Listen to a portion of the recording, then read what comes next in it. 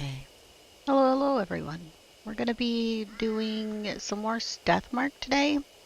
I caught up chapter 5 to the point where we can watch the ending of chapter 5, good ending, which then leads us into playing chapter 6. I there's not like a good place to like really save to get real close to like switching over to chapter 6, so there's a little bit of a speed run. We're gonna go through some like talking real quick, and then once we get to a certain point, and then we'll start to see like the good ending part compared to yesterday. So, yay. I am currently finishing off my nuggies though, my dino nuggies. Mm-hmm. It's delicious. Mm. But we're gonna game today. Why does the chat keep moving? It's supposed to be right there, but it keeps going over there. Like, why? Why are you doing that? I only got 2 nuggies left. Hmm. I'm very sad about it.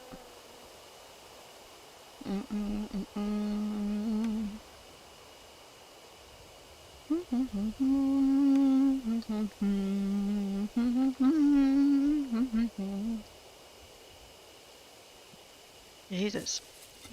We're wearing the same hoodie as yesterday because I have my heaters turned down. So we're just wearing the same hoodie. That's all. It's because it's comfy and it's warm and it's cold. It's comfy, it's warm, I'm cold. So we are wearing the same hoodie. I mean, it looks like I'm wearing the same clothes. It's just the hoodie.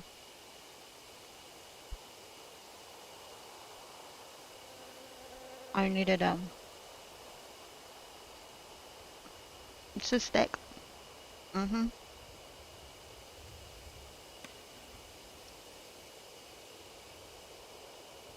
I like nuggies.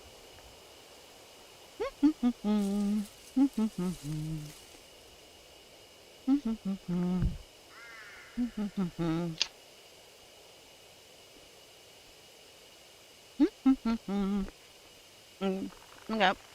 You guys just need to suffer me finishing stuffing my face, okay? It's fine.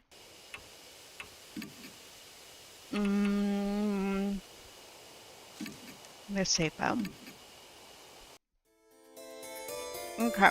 So we're still in chapter 5 right now, but we have to do the good ending of chapter 5. I want to catch that for all of you so you can see. So this one is where we saved everybody. No one died. At this point, no one has died. We saved all of the people in each of them. We didn't let anybody die.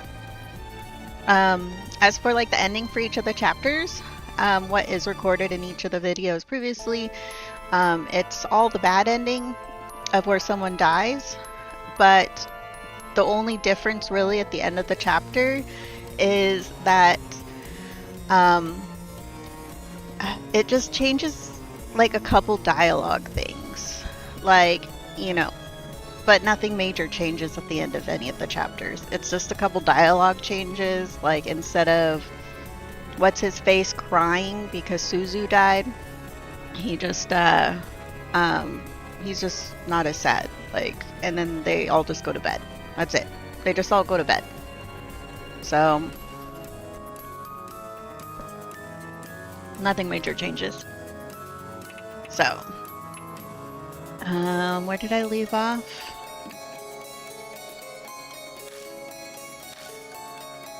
Oh, right here. This is where we left off. Okay, so we left off with the fight with her.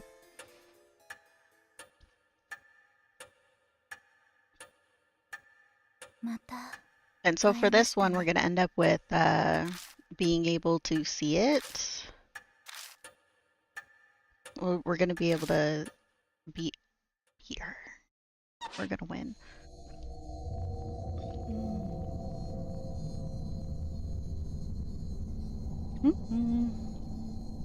So this whole time, Mary has been the one controlling things. She is actually the one that gives the marks. Um, the person who died at the beginning, Saya, that had all the flowers pop out of them, that was your little sister.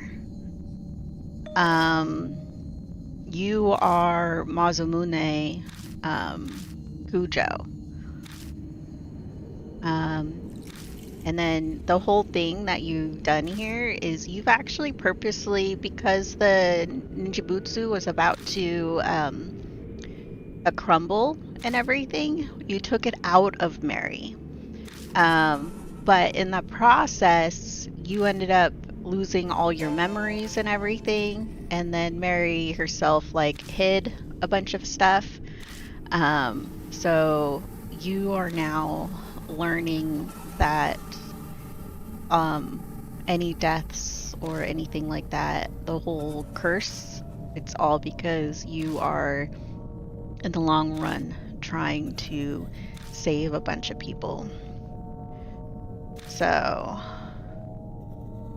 here we can fast forward to the point where we were, because all the words are currently right now are just repeating what we saw yesterday.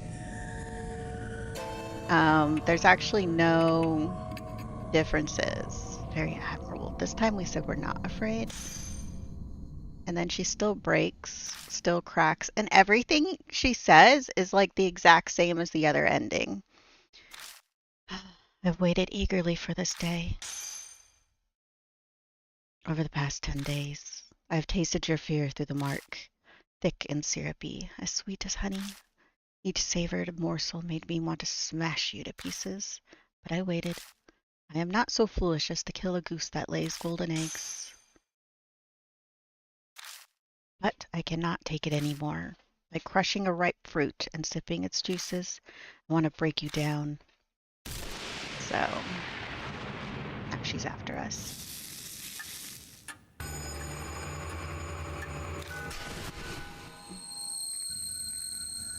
Okay, so there's a certain order we need to do.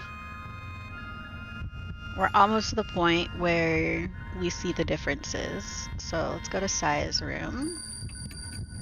Still no way to survive those two are death. What are you doing over there? The cat's being weird over there. He's being loud. The floor.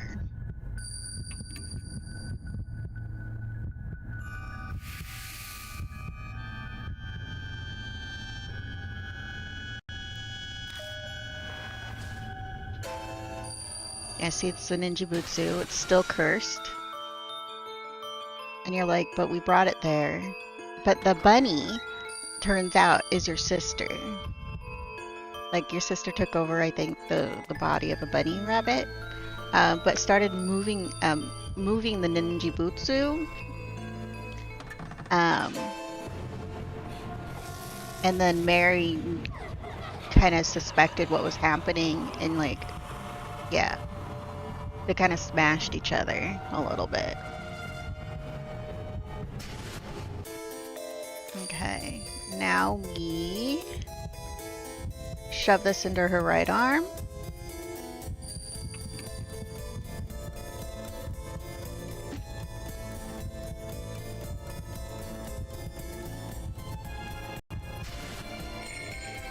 Okay. We're getting caught up.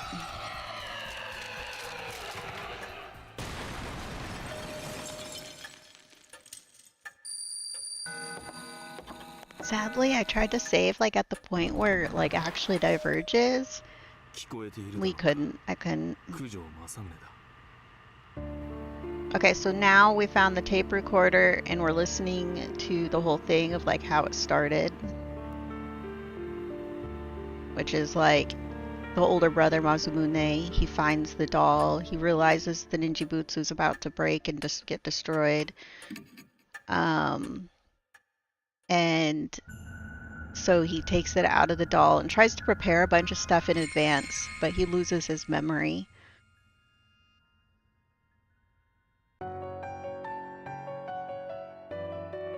Two months have passed.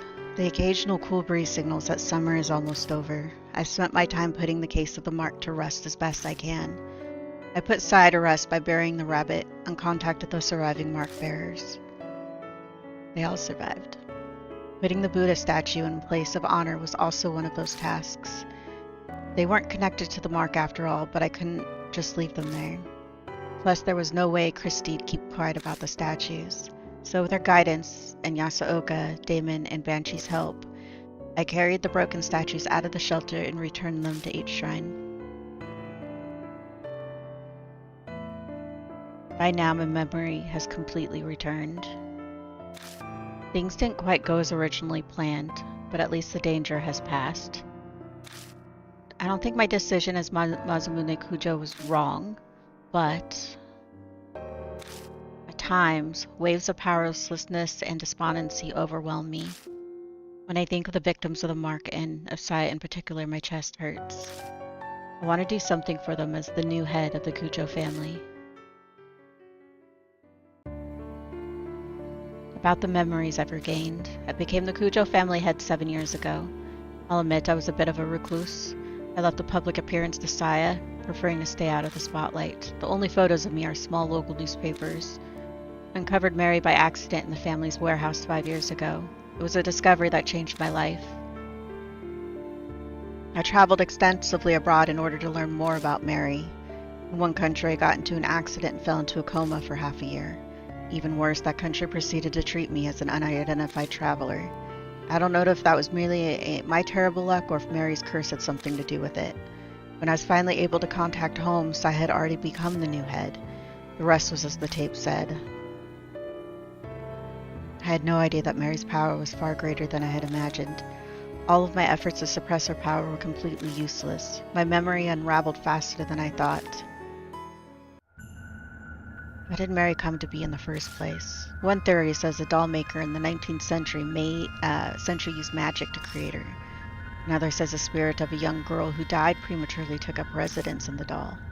In the end, it's still a mystery. No one knows what happened to create a doll like that. We only know that each of Mary's owners died tragic deaths. Shortly after the turn of the 20th century, she came to be owned by the head of the Kujos. He either didn't know of the curse or simply didn't believe it. Disasters began befalling the family. Mary gained enough power to become sentient and produce spirits. Then the tragedy in the shelter happened. The seething grudges of the experiment's victims and the Buddha statues. They may have triggered her awakening. Whatever Mary's true identity is, the fact remains she altered many people's fates. Mine and the mark bearers included. Speaking of, an update on the surviving mark bearers. See? Everyone survived. Mo dies. I like all the ones that could die. We killed them, but not really. Like we just didn't do the proper cleansing, and so they end up dying. Mo Watanabe became a part-time writer for her favorite magazine. She sometimes comes to Kujo Mansion to interview me about spirits and ghosts. Tsukasa is studying every day for the middle school exam next year. He bragged in his letter to me about how well he did in the national mock tests. Satoru bought me a drink like he promised. Seems he's thinking about becoming a private detective. He actually asked me if I wanted to join him. Was he serious? I don't know for sure. Sho is picking fights, riding his bike and doing whatever he wants as usual. But recently, out of the blue, I heard he's joined his neighborhood's baseball team. Christy has started writing an essay exposing all of her past affairs. She's trying to get back into the industry.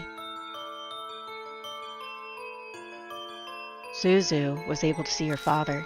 Lately, she started asking me for advice about how to get her parents to reconcile. She died last time too. We saved her. So we saved the Mo, we saved the baseball show, and we saved Suzu. I have no idea if I helped at all, but she says they sometimes have meals together now. He cried last time. Ida has gone back to surfing the BBS every day as usual. What's news, he's been stopping by the city employment center. I guess he wants to get a steady job and be a role model for Suzu. Best of luck to him. She died last time too. The day doesn't go by that I don't see Ai on TV as part of Love and Hero. She sent a ticket like she promised, but I need to drum up some courage to go to a concert for teens, alone, at my age. Tawako is still working as a fortune teller in Ginza. Apparently, she believes I have spiritual powers or something. She keeps sending customers with spirit problems to the mansion. I wish she'd stop. She died. Madoka spends her days working as a researcher while also visiting the shelter. Her and Banshee squabble a lot, but I wish she'd stop complaining to me about it. Shuji seems to be doing better now, like a weight's been lifted off his chest. He's in the process of convincing officials to publicize the shelter and build a memorial for it. Banshee has returned to his beloved underground shelter. He stops by the mansion sometimes, filling the place with his scent. Of course, he comes to beg me for food. Now then. I finish my break and return to the workbench in the corner of the room. Over the past 2 months, Mary has managed to repair herself. Her power hasn't completely come back yet, but she's still extremely frightening. The ninjutsu alone won't be enough to continue sealing her powers in the years to come. I must prepare extra spiritual measures. It's taken a long time to get those ready, but today I finally finished.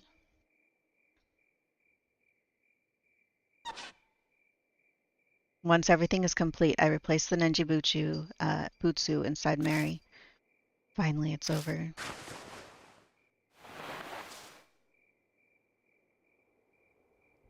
I picked Mary up and put her in a wood box.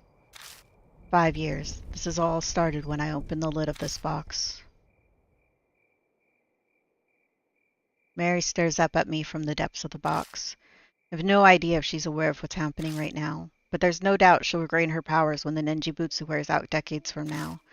I'm determined to find a way to destroy this cursed doll before that happens. Until that day, you need to stay asleep, Mary.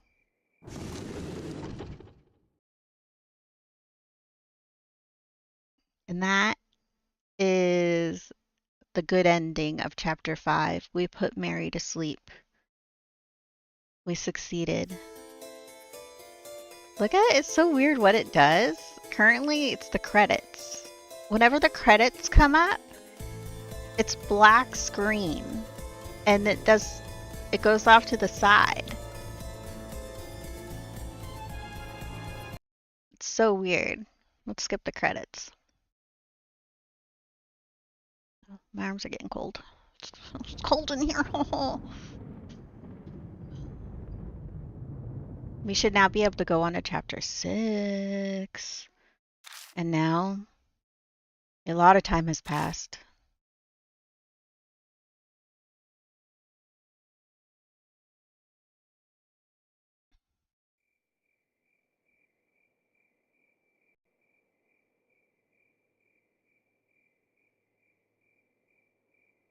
The muted chirpings of insects gently drift along a breeze that enters the mansion. It's cool enough to sleep through the night again. It's nearly autumn after all. I stare out the window at the unchanging scenery without really seeing it. Clouds in the distance rumble with thunder. As if on cue, a chill wind brushes up against the window pane. Rain again. I comment because otherwise it feels like I'm in a dream. It's as if a stranger is speaking. I stare at the leaden sky. Even though I'm resting in a chair, I feel like I'm somewhere far away. When I shift, I see out of the corner of my eye the stack of books piled on the desk. Some were pretty difficult to get my hands on. But I don't feel like reading them anymore. I could read all of them and none will give me any type of clue. That's all I've learned after all this time wasted. The longer I try, the further away it gets. That thing's sleeping in the wooden box. I head downstairs to make myself some coffee. There's a sudden knock at the door. That hollow sound doesn't bring back good memories. It used to signal the arrival of a new mark bearer to the mansion. But that's in the past now. I swing the door open. Standing in front of me is... Mo! It's Mo Watanabe. Is now a good time, mister? Oh, if it isn't, just tell me and I'll leave you alone. It's fine. Mo flashes a carefree smile and steps inside with a pep in her step. Just her presence makes this place feel less gloomy. With a start, I realize that Mo isn't my only visitor. It's been a while. I'm sorry for coming without contacting you. Tsukasa, this is rare. Why are you here? It's been a while since we'd met up, so we talked about what happened. And obviously the topic came to you. So I told him that I visit you a lot and that he should come with me. No big deal, right? I was just getting bored. Of course I don't mind, I was just getting bored. Yeah, I figured as much. You seem the type with time on your hands. I haven't seen them both together since the mark. Mo's come by sometimes for interviews and the like for an occult magazine. But this is the first time I've seen Tsukasa since then. I wasn't really concerned over him, but I'll admit I'm relieved to see he's alright. I'm glad to see you're well, mister. Have you gotten the chance to relax? I have. But aren't you busy with the entrance exam? Do you have time to waste doing this? Breaks are important. As an adult, you should understand that. Yeah, you're right. I glance over to see Mo staring at me. What is it? It's just, I'm working hard at my job too. You don't have anything to say? Oh. Don't catch a cold. I can't think of anything appropriate, so don't catch a cold. What? It's obvious you're clueless. Don't force yourself. Not that I'll gain anything by having you praise me. But no way am I a match for Tsukasa. He works crazy hard. He was first in the recent mock tests. That's only natural. After all, I have a goal. You do? I've never heard him mention it. Or maybe I should say never expected him to say he has a goal. You have something you're trying to accomplish? My parents were lawyers, so I was thinking of entering the judicial profession. But, was thinking, has he changed his mind then? Wow, that's a cool dream. Jurassic. So you like dinosaurs too? Tsukas's glare is full of contempt. Not Jurassic. Judicial, as in working and dealing with the law. Are you really in high school, Mo? I've never been at a loss for words before. To be honest, now I'm not sure. If possible, I'd like to ask you for your opinion, mister. Is that alright? I don't mind, but I'm kind of surprised. Who'd think Tsukasa would ask me for advice? That incident I was wrapped up in started it. Now I know there are so many incomprehensible things in the world. I'm considering going into science in order to elucidate them. But my parents, I feel that would be difficult to tell them. I see, that's what's going on. It's a serious predicament. You don't seem like someone who has much in the way of work experience. But what do you think I should do?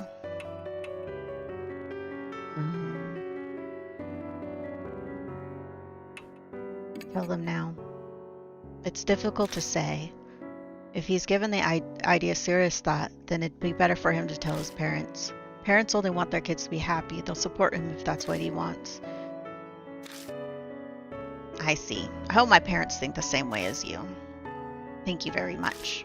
I feel a bit better now. I have no idea if my advice was really helpful or not, but Tsukasa bows politely to me. Great. You good now? Your future's bright, unlike this old guy here, so don't worry so much. That's not true. I'm sure he also has a bright... They both look at me. Nope, Can't picture it. But that's what makes him approachable. So he's good to vent to, at least. But there definitely are things that only he can do. Honestly, I can't think of any myself. I can make a good pot of coffee, but that's not really what they're talking about. I mean, there's that doll. Sakasa falls silent. Seems my expression gave me away. Have you not made much progress? Nothing I can share at the moment. I've researched everything I can. Mary's true identity is as elusive as smoke. I still haven't managed to find clues. So I'm taking a bit of a break right now. I'm glossing over it, but to be honest, any sort of tension has vanished. My rest hasn't relaxed me. It's more like I'm a balloon that's lost all its air. If I was risking my life and facing death every day, it might be different, but right now my determination to move forward that I had back then is gone. That so? I'm sorry, I had no idea. Then it might be best for you to rest and relax a bit. How about a trip to improve your mood? You might get a good idea. I'm about to reply to that when there's another knock at the door. Who could that be? Mo calls out playfully like she lives here and skips over to answer the door. And she's like, who is it?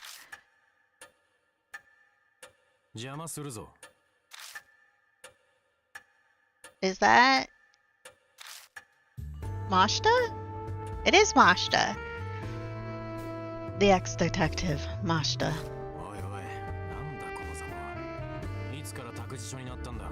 When I started daycare? Mashta. Mr. Mashta, why are you here? Did you come to see us? I was clearly excited, but Sakasa's collected as he bows politely. I'm in your debt for your help back then. Still, I'm surprised. I didn't think we'd be able to meet here. Mashta gives an annoyed shake of his head. I'm the one asking, why are you here? Damn, we're going in circles now. Don't lie. I know you're happy to see us. You're always hiding your feelings. Oh, but what a huge coincidence. We've got everyone from the Hanahiko case back together again. This is totally destiny. I feel conflicted seeing her innocent smile. If everyone's happy after such a horrific event, then maybe it'll fade quickly to memory. Ah, everyone, huh? In that case, one person. No one being is missing. Or one being is missing. As he mutters, he glances at a spot in the room. It would be best to change the subject. So why are you here? I have something to ask you first. He answers me with a question like usual.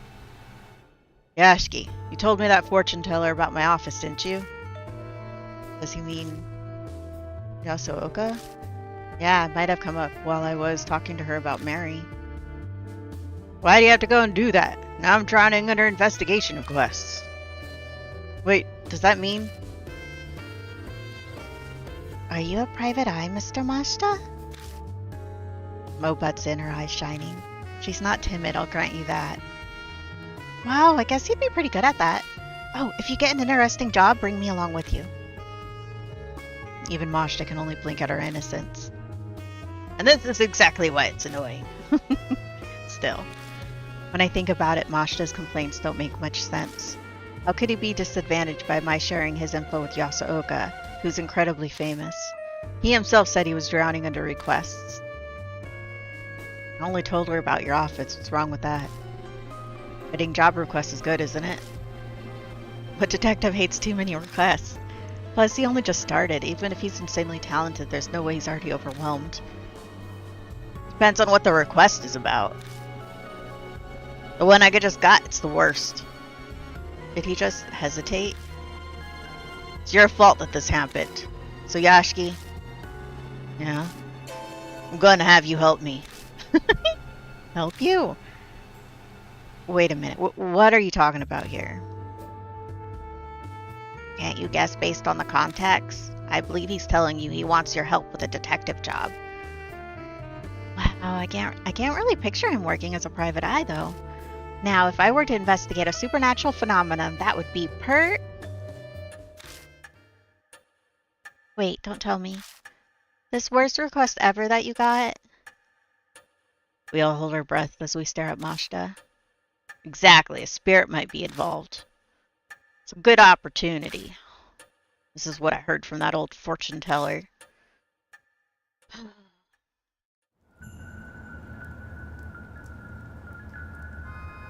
Little Red Riding Hood.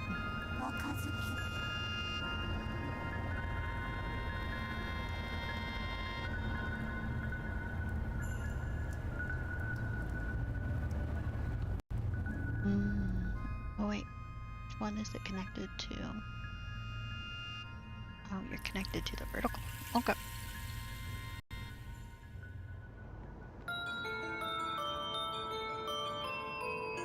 Nah, this is totally for real, I swear. I think I saw something real bad on that Love Hotel street the other day.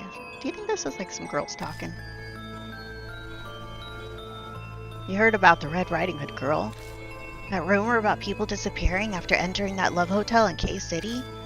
On rainy days, this girl stands by the road like she's trying to get customers. Anyone who goes in the hotel with her ends up missing. And here's the kicker. Eventually they're found. But their heads are so messed up they can't even remember their names. Some end up dying in the hospital and others jump in front of trains. I totally forgot when I was walking around at night the last time it rained. And there was a girl in a red raincoat there, so I thought I'd chat her up.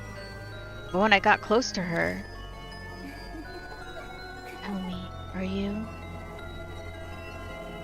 She suddenly started whispering to me. I got real creeped out, so I bolted.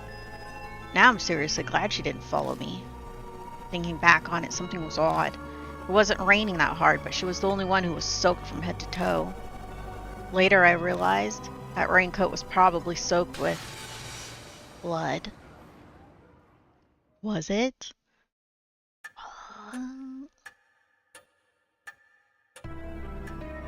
That's all I was told. I'm sorry, but I must say that sounds like a simple ghost story. The rainy shopping district and the red raincoat, rather suspicious. Masha ignores Sukasa, looking straight at me instead. It's enough to make me concerned. I'll leave the rest to you, Yashiki. You're coming with me. I'm bogged down with my other cases and I don't have time to spare. So it's your fault that old lady brought this to me. So you need to take responsibility. But... Come on, you can help him out a little. I'll help too. The editorial department might have some info on a case like this. And your investigation needs an assistant, right? Did you learn nothing, Miss Mo? Isn't this what put you in danger last time? Those words draw my eyes immediately to a certain spot.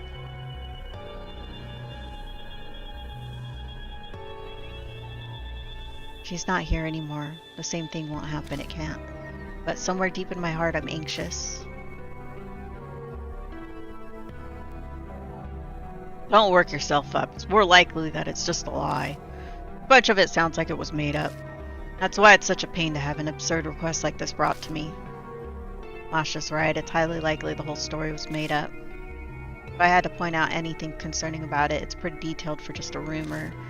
And it leaves the same kind of impression as rumors of real spirits. But it's better to be safe than sorry. If it does end up true, then we need to act now, yeah? Okay, I'll do it. I hope you said that. We'd better get I'm going alone. What? No, wait, that's not fair. I knew she'd complain, but I can't put her in harm's way. Listen, Mo, I need you to search for info. I've got no way to research these rumors, but you have access to a lot more than me. Use your position to gather information. I really hate sitting out and watching you do everything. But if that's how I can help best, then that's what I'll do. This time. If you find anything out, though, tell me, okay? Promise. Settled. Masha takes out a notebook, rips out a page, and hands it to me. The address of the hotel, Masquerade. It's abandoned now, though. Meet there at 8 tomorrow night. 8? I have to go at a specific time? The client set the time. The old lady said she'd call and help, so it's probably a scheduling thing. I'll have to handle this alone then. Plus this is Yasuoka. I'm sure she has some kind of plan in mind. Well then, I need to get to my other cases. Masha turns on his heel and vanishes out the front door. But he's just suddenly back. What's wrong? Weren't you leaving? Nothing, just realized it's a little late for kids to be wandering around outside. Masha calls out to the other two. Hey, you two, I'll drive you back, so hurry up and get in the car. Oh, is that okay? Then I'll take you up on that. I agree. It's pretty late. Sorry to trouble you. Well then, mister, we'll be going.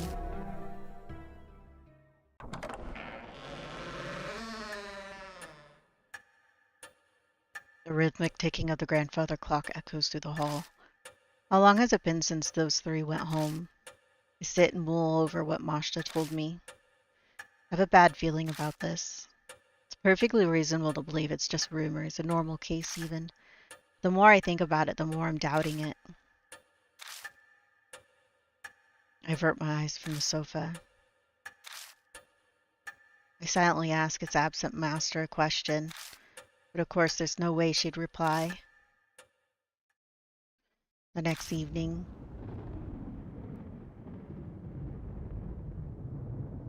I get ready and I leave my room with heavy steps. The clock says it's 6 on the dot. It's still early for the meetup time. I guess unconsciously I'm a little impatient. I'm already ready. There's no reason to wait here at the mansion. Guess I'll go. I'll just kill some time there if I'm early. I'll earn the truth in and out. It'll be quick. I turn the car key, my mood improves somewhat.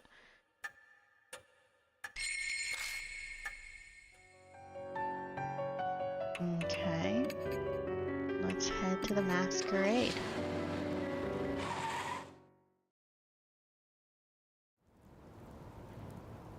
I arrive at the designated hotel 20 minutes before the meeting time. The rain falling when I left Cujo Mansion has now turned into a drizzle. I park my car in a lot and walk to the street. The hotel, my destination, stands out at the end. So that's it.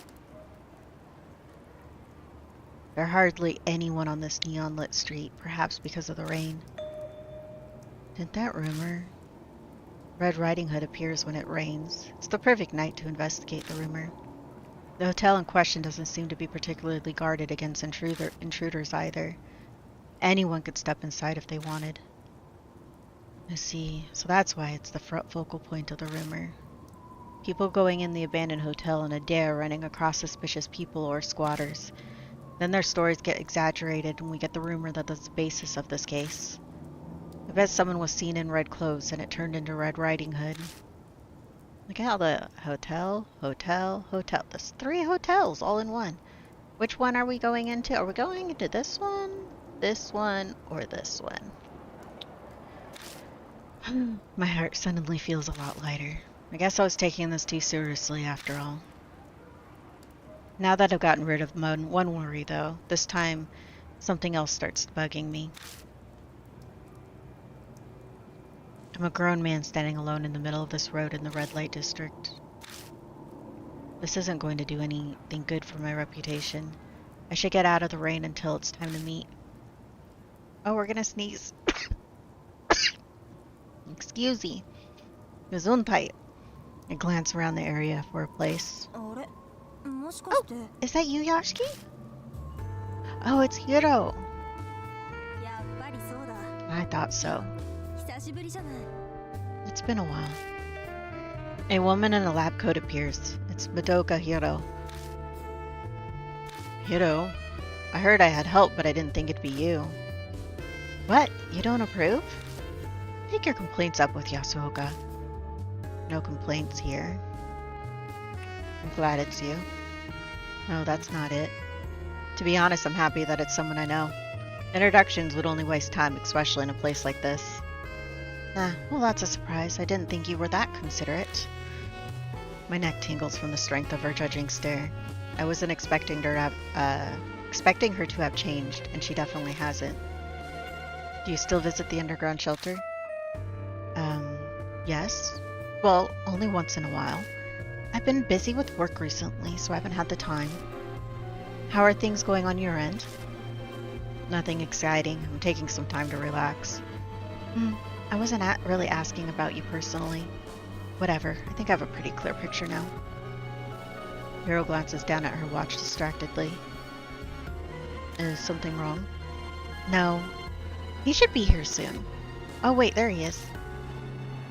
I follow Hiro's gaze to find... Well, did I make you wait for me? Damon? You were rounded up for this too? That's not a nice way to put it, but yes, basically. Yasuoka insisted, so I'll be accompanying you today. And don't worry about me, my health has been much better since then. My cough has mostly gone away too. Oh, really? Seems to be pretty confident about that, but he looks as pale as ever.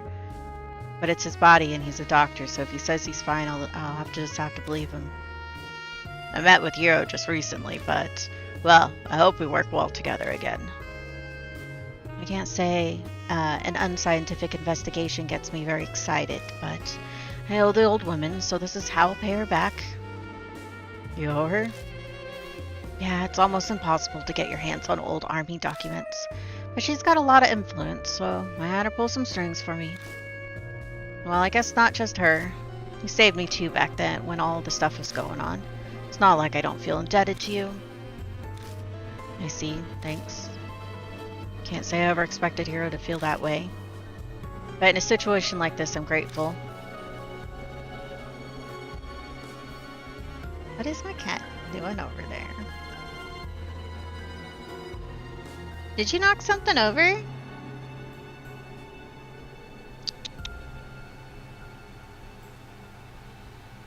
Is there a spider?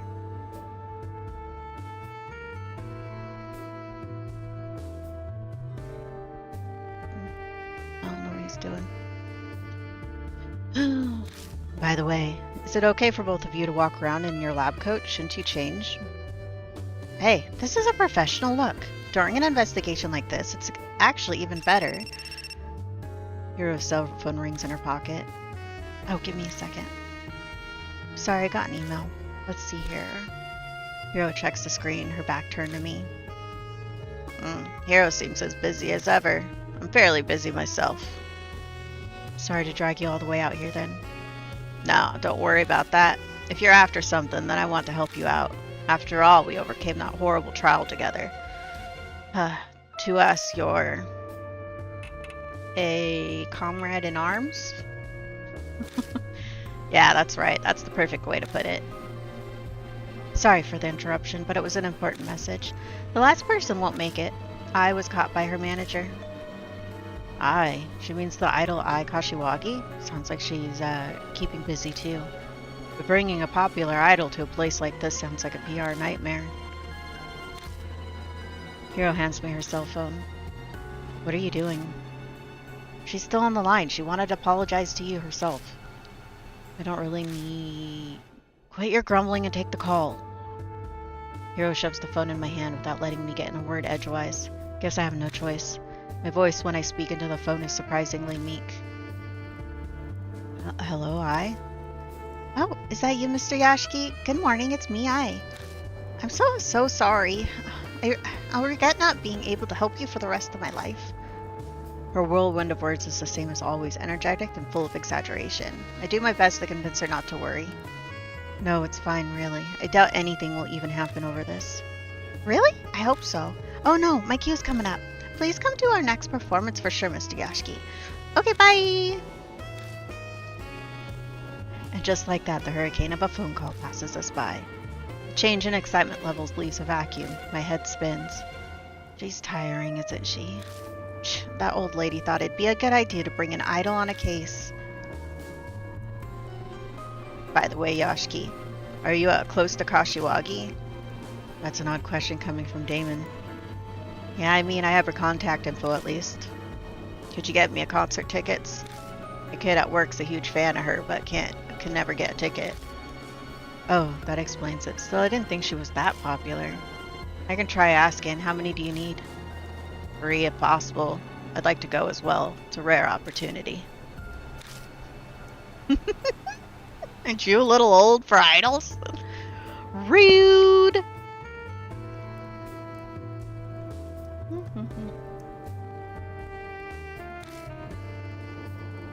You have a thing for girls? I'm a connoisseur of music. Idols have nothing to do with it. The subject change right now would be wise. Ah, got a lot of free time to stand around, I see, but playtime's over. Mashta, what are you doing here? This case is a request from a client. Wanted to make sure you showed. Jerk. What planning on observing us are you? If we hadn't shown up? One of you is a no-show, in fact. I heard 4 were coming. I couldn't make it. It seems our manager caught her. Not so. He shrugs indifferent. Guess he figures it won't make much difference. So you took care of your other cases already? Thought I told you. I'm just checking in. While I'm here, I have new info on the hotel to give you. Just then, someone else's cell phone starts ringing shrilly. This one's from the hospital. Excuse me for a moment. One after another.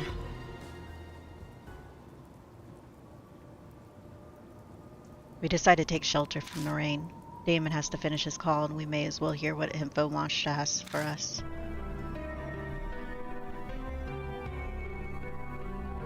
We commandeer a dirty smoking area on the corner. Then we start our improvised strategy meeting. God, this rain is irritating.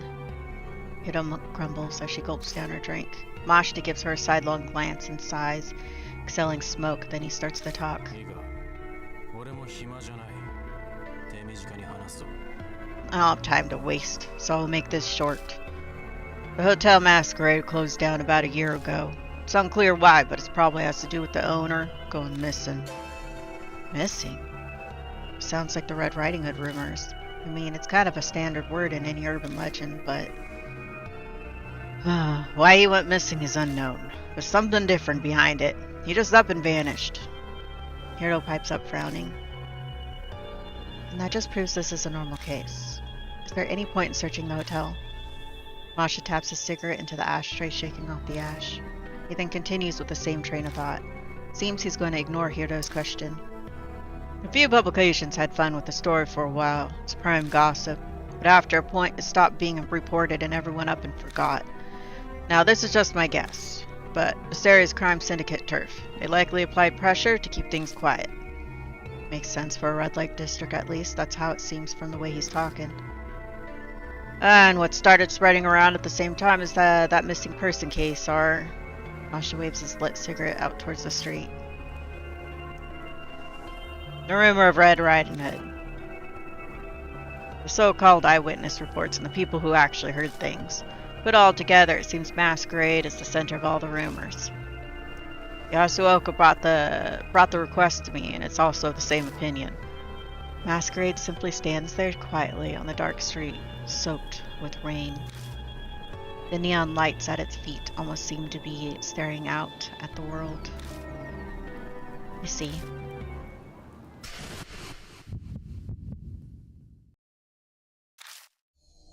When I turn around, someone is standing there. My heart thunders in my chest.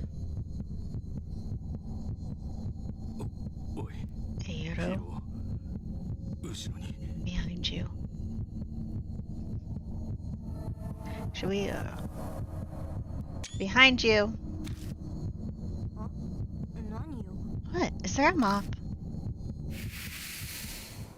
Hiro looks behind her, puzzled. Nothing's there. Sorry. I think my eyes were playing tricks on me. I make an effort to gloss over it, but there's no way I can believe it was a trick. I'm sure I saw it. Maybe the darkness has strained my eyes and I saw something that wasn't there, but... Damon's calls ends. Sorry, patient with an emergency. Managed to walk them through procedure, but I need to go soon, or I'm terribly sorry. I'll make up for this later, I promise. Damon runs off into the lightly falling rain. Human lives depend on his work. This kind of thing is inevitable. Which means Hiro and I will have to handle the investigation by ourselves tonight. So the only one left is the science freak. That's concerning. What? What did you just say? That's how you treat people helping you out? Paying no mind to Hiro's violent outburst, Mashita calmly looks at his watch. It's time. Enough gossip. The rest is in your hands. And with that, he's gone. What a jerk. Calm down. He didn't mean anything by it. He's like that to everyone. I tried to be soothing, but that stung her pride. There's no way I'll be successful. I can't calm down when someone just treated me like an idiot. Just you wait. I'm going to make sure I find a clue. Then I'll rub it in his stupid face. Come on, let's go.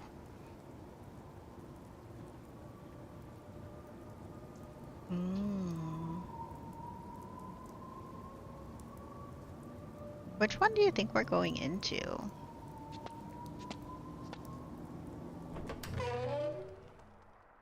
We step inside and are greeted by a chilly air. Is this marble? Our footsteps echo across the exquisite detailed floor. Where are we? It's a hotel, so the first floor is probably the lobby. Oh, right. Yeah, it would be, wouldn't it? It's only been a few seconds since we've set foot in the hotel, and yet Hiro's fiery determination appears to have puttered out. Where did all that energy disappear off to? Are you okay, Hiro? I'm fine. Not like some weird spirit's gonna pop out. This is nothing compared to the underground shelter. But don't you think something's odd? Like what? Maybe it's because it's only been a year since this place shut down, but it's less damage than I thought. I assumed there'd be more graffiti and stuff. You know, now that she mentioned it, it's true.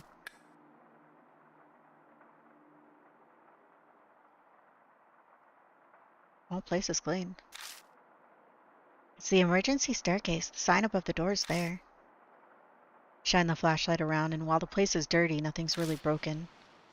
But we were able to come in here off the street without anything getting in our way. So then why... Mashita mentioned earlier, he said this hotel might be connected to some crime syndicate. Nicer. Hi. Are we getting pets in? Are we getting pets in?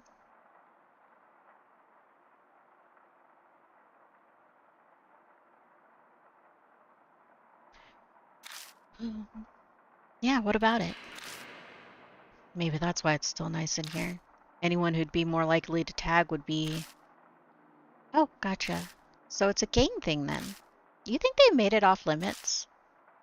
On the other hand, maybe people stay away because dangerous things happen here. I should probably not mention that possibility to her. That helps us, though. Everything should be mostly intact. So what's the plan? Should we just do a thorough search of each floor for now? We don't have any particularly useful info. We'll just have to search every nook and cranny like Hiro suggested. There's nothing else we can do. Okay, let's get to it then. Well, it's easy to get out of here, so that's good at least. Yeah, if we're in danger, we'll halt the investigation and withdraw. What's this? It's an odd object. It's an object with a metal cover. I think some kind of electrical device. There are pictures of the guest rooms on the wall. Picture of guest rooms. It's a display case holding various products. A painting is clearly out of place among them. It's a picture of a masked woman wearing a wedding gown. It looks fairly normal, nothing wrong with it. If I had a key, I could easily open it.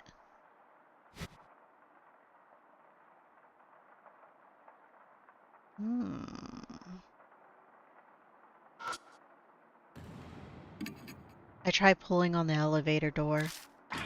It moves slightly if I put all my weight into it. But based on what I can see from the window, the elevator isn't on this floor. Opening just makes it easier to fall to the bottom. It's the entrance to the reception booth. A key ring has been left carelessly on the front desk. The ring has a tag that reads for emergencies. Nice. Looks like you found something useful right off the bat. If it says it's for emergencies, then... Hiro looks at the door to the right. It might open the door to the emergency stairs. Yeah, let's do it. Let's try it. Use the emergency key to open the door.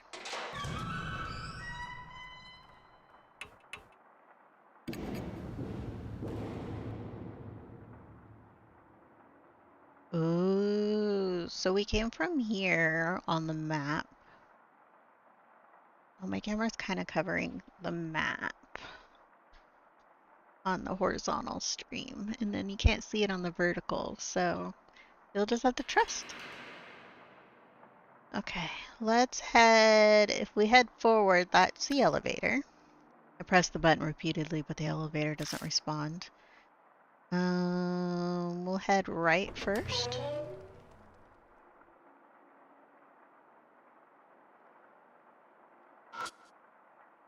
There's an iron bars covering the window. The sturdy iron bars seem to be a little much if they're only there to stop people from falling. I put one hand on the bed and lean my weight on it. The spring simply creaks fruitlessly.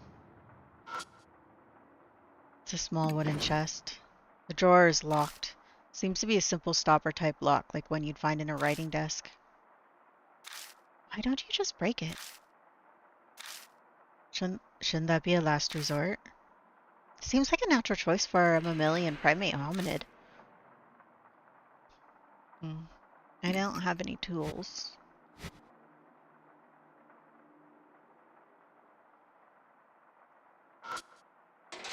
I check behind the wire door, but all I find is an empty cardboard box.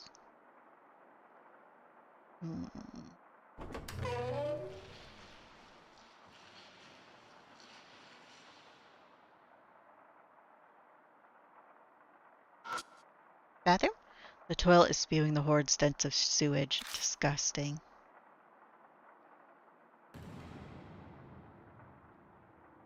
What's this? In my search to see if anything is inside, I only get dust on my fingers.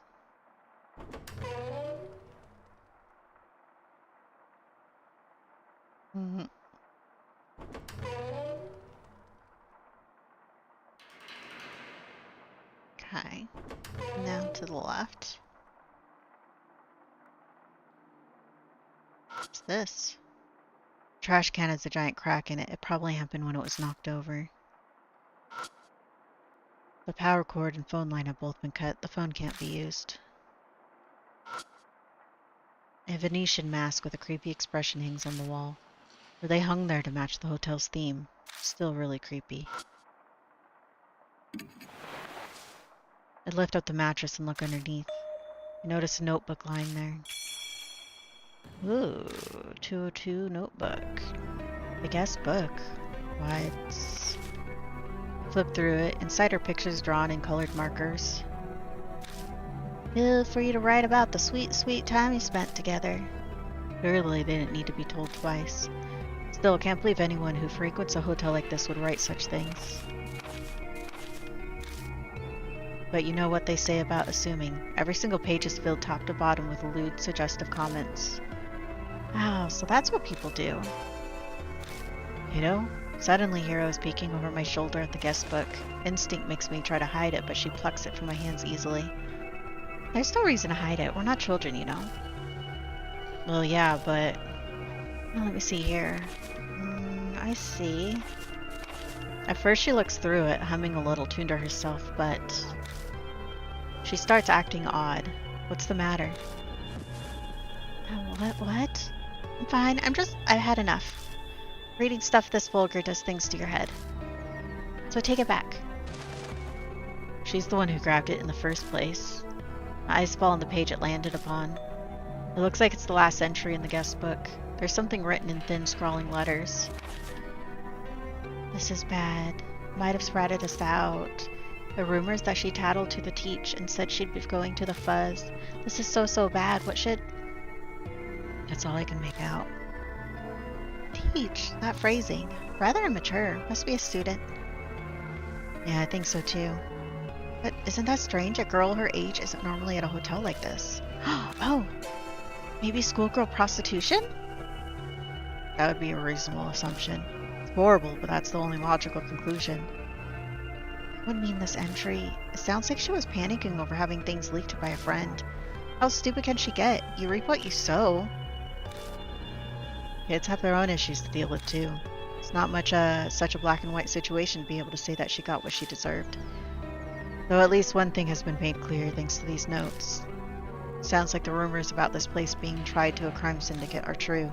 It's obvious that there was a lot of illegal stuff going on here. That sounds logical enough. The number on the guest book refers to the room number. There may be more guest books. True, if we can get more info from these entries, we might be able to figure out what happened here. Let's keep an eye out.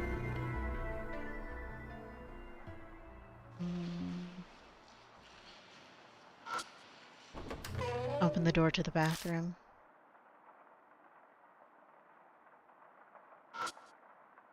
The bathtub is stained with dust and slime. Ew.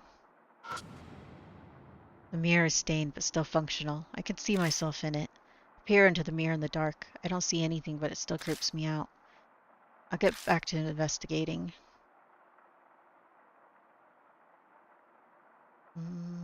Nothing else in here. And then leave here.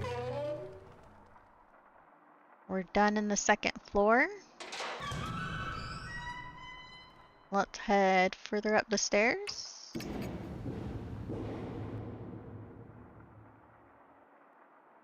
And then it's an object with an iron cover. I think it's some kind of electrical device. Masquerade wife. It's a picture of a masked woman walking with a cane.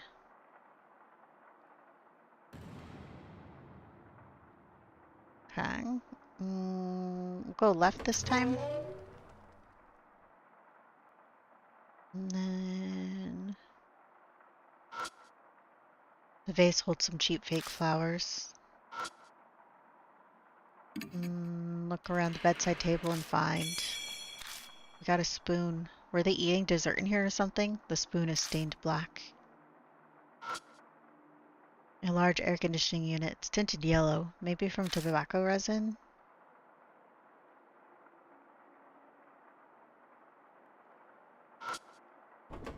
I opened the door to the bathroom. Toilet paper is stuck to the bottom of the trash can, but other than that, it's empty. I'm not feeling around in that. Gross! I open the door and check the toilet. I find a wallet covered in black stains. Ugh, that's moldy. Try not to breathe it in. Is anything inside? I check inside it. There isn't any cash, but you got a credit card. I guess probably dropped this, but the stain makes it so I can't read the name on the card. We could use the ID to use that to ID one of the guests. Don't you think you should take it with you? Yeah, you're right. My reply is half-hearted. I'm distracted by the stains. I don't mention it to Hero, but the stains on the card look like old blood stains. A thin layer of dust coats the mirror everywhere but one spot, which is wiped clean. So if I squint, the clean portion looks like a hand. Does this belong to someone who snuck in here, or is it the work of something else?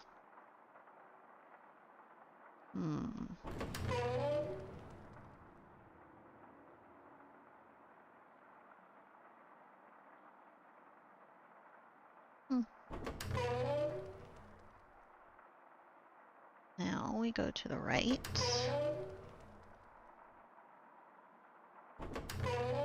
Oh, shit. I didn't mean to do that. Back to the right.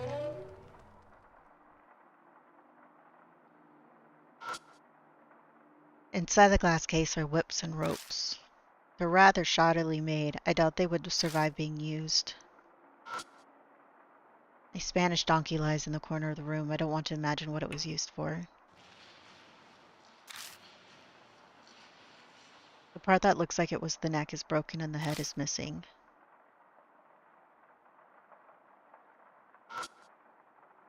There's a natural space along the wall. Going by the stain, it looks like something was hung here.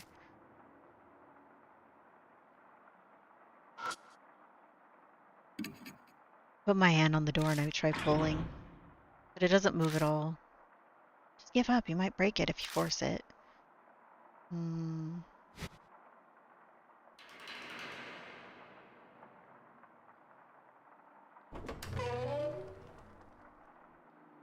Okay, so third floor definitely has like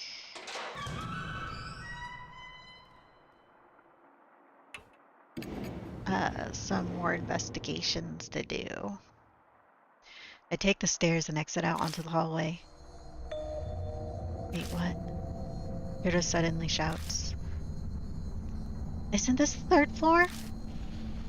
Don't be ridiculous, you're just imagining things. I'm sure she's just mistaken.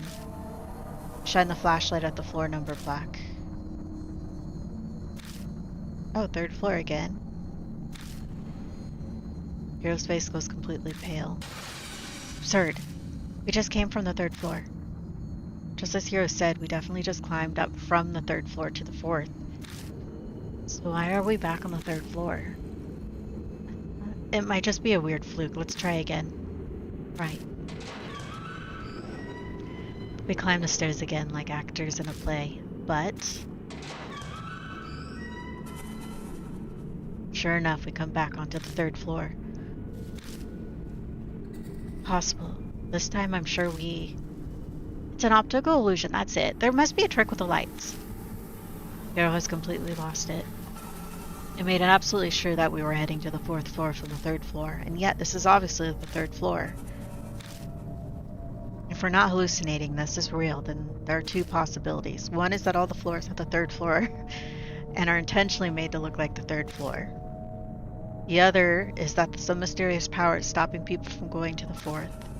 Telling her that will only make things worse.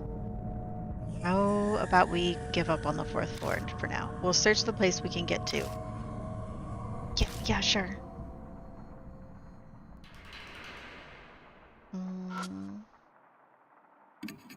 I try pulling on the elevator doors. It moves slightly if I pull my weight into it, but based on what I can see from the window, the elevator isn't on this floor. Yeah, helping me, I want to fall. Is it still? It's a picture of a masked woman walking with a cane. Yeah, that's the third floor one. It's an object with an iron cover. I think it's some kind of electrical device. Okay. Let's, I guess, go to the right again.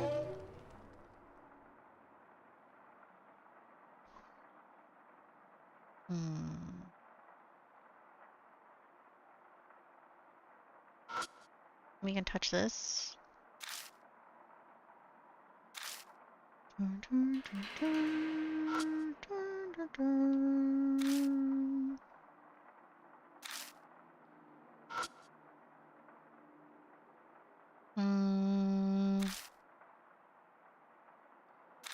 Broken neck.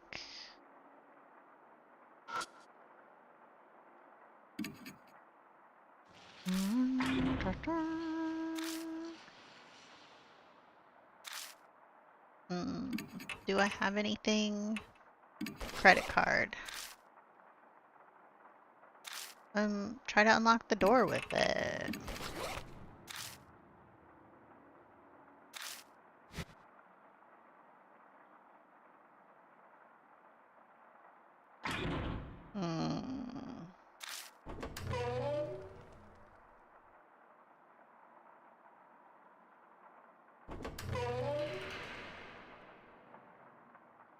I wonder if we try going down, if we won't be able to.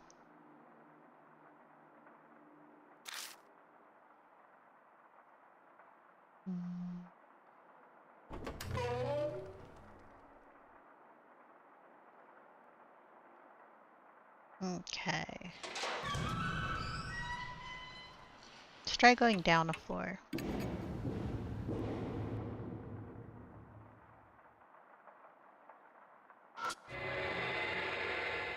Masquerade wife. It's a picture of a masked woman gazing at a man.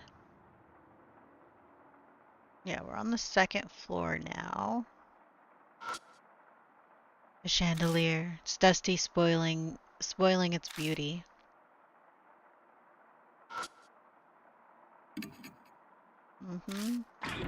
Elevator is...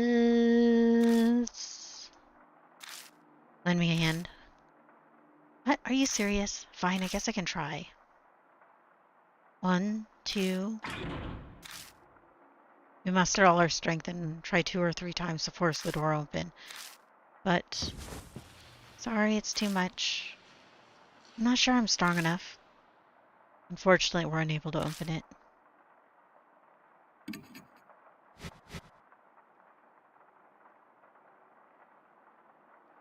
Okay. Let's try going to the right again.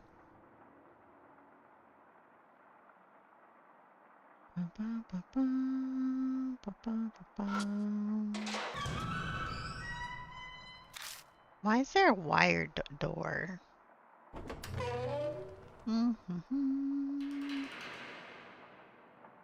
Oh, this one has no mirror.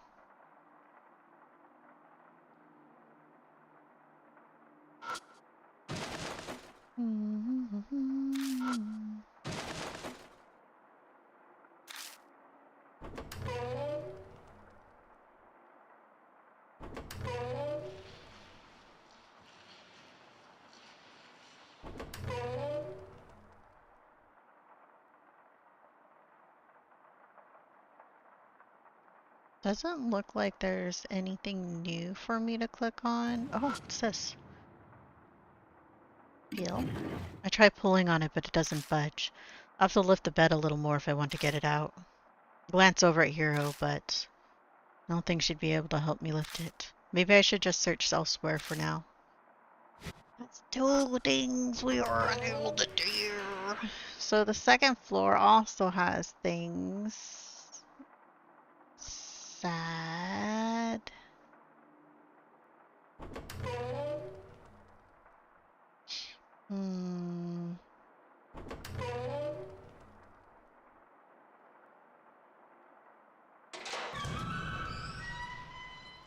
Guess we'll leave.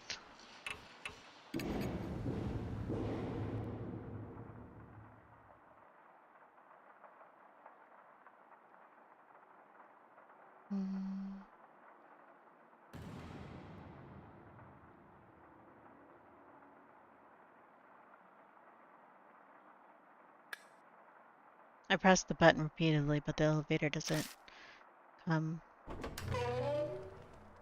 But if we leave.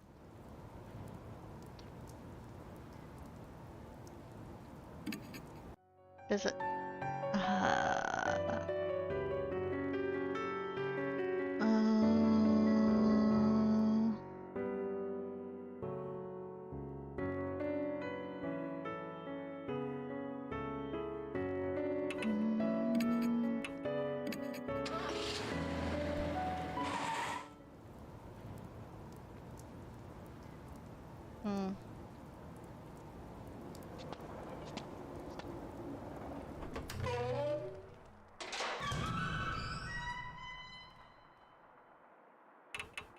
Go up. So second floor.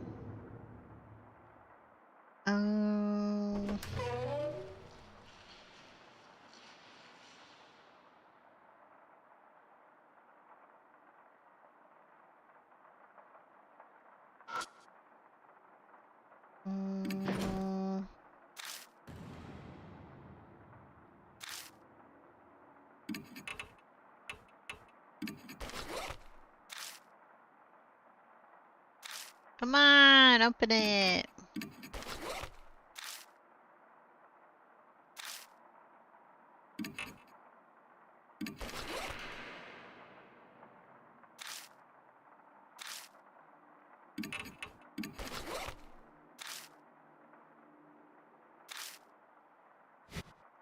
Fine.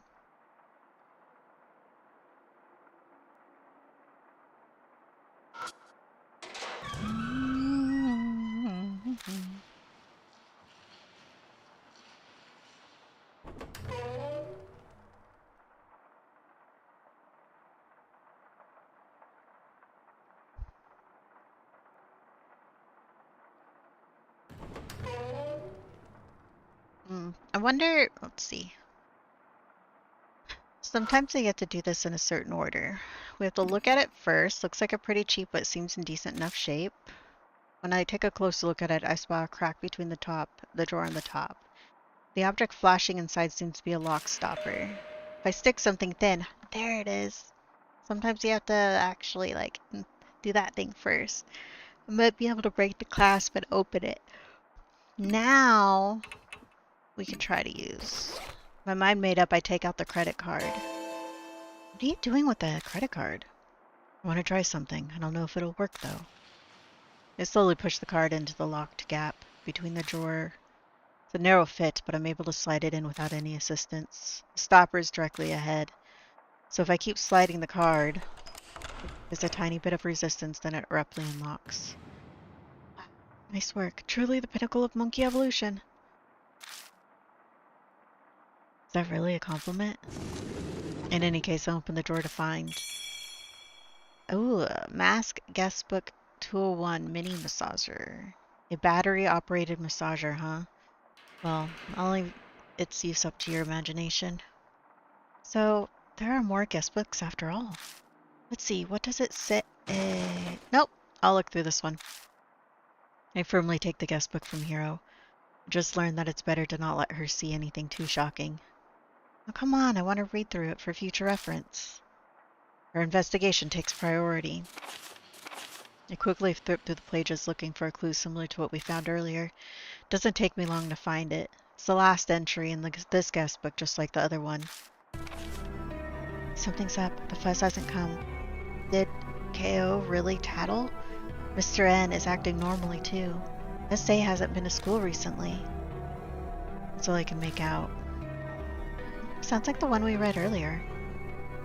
This fully supports my earlier theory. Yeah, I guess so.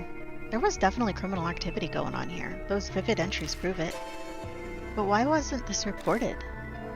Good question. This entry makes it sound like she was being backed into a corner. Someone was plainly threatening to tattle, and it was someone who they knew. They wouldn't be this shaken otherwise. Supposedly this person reported it to the teach, and the entry says that in the end the fuzz, aka the police, never came. We can't come to any conclusions yet. All we can do is speculate. Something break? We both freeze for a moment, all is silent. Was there a noise from above just now? Yeah, someone might be above us. On the 3rd floor? No one was around when we were there earlier. Shall we go see? I silently nod. And then... back up. And then back up. And then go up.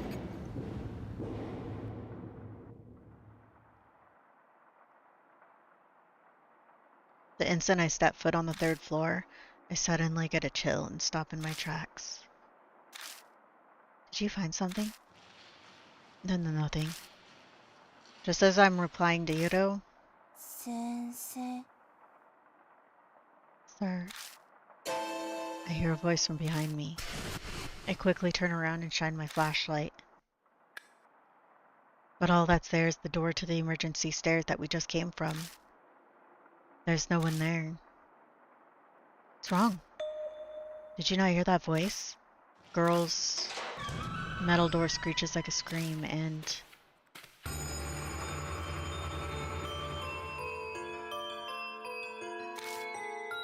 suddenly a girl in a solid red raincoat is standing in front of us. There she is. Wait, she's human. That ghost story was an utter lie? Hiro, shh. Be quiet. I can hear something. Huh? A slithering whisper of a voice sneaks up to me. It's the voice of the girl in the raincoat. I'm so happy. I knew it. I'm so glad I trusted you, sir. Sir? Hiro gives me an odd look from beside me at my muttering. Seems she can't hear the voice at all. I knew it. I knew you'd come. Yes, sir. Who is that woman? Echoey voices like ice. But strangely enough, I don't feel hatred in it, just sadness, regret, and a quiet plea. I'm going to make sure. Make sure of what? The logical side of me warns not to get pulled in. The raincoat flutters in the stagnant air. Oh, whoa, whoa, whoa, whoa, whoa, whoa, whoa, whoa, whoa. Sir, do you come to a place like this very often? Oh, calm down. That's right, sir. I'm someone she respects. If I were someone she respects, how would I reply? Do you come to a place like this? I come with my wife.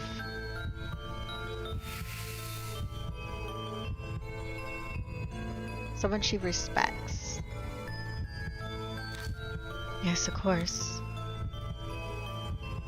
Hey, sir, could you tell me, please? Another teacher told me that I'm heartless and don't treasure my friends. But if something's wrong, then it's wrong. What am I supposed to do? Which is more important, friends or what's right? Oh, what's right? How about that?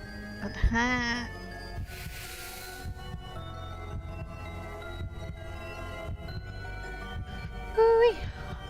Tell me one more thing, please. When people are selling and buying bad things, then who's in the wrong? Selling and buying? I guess both.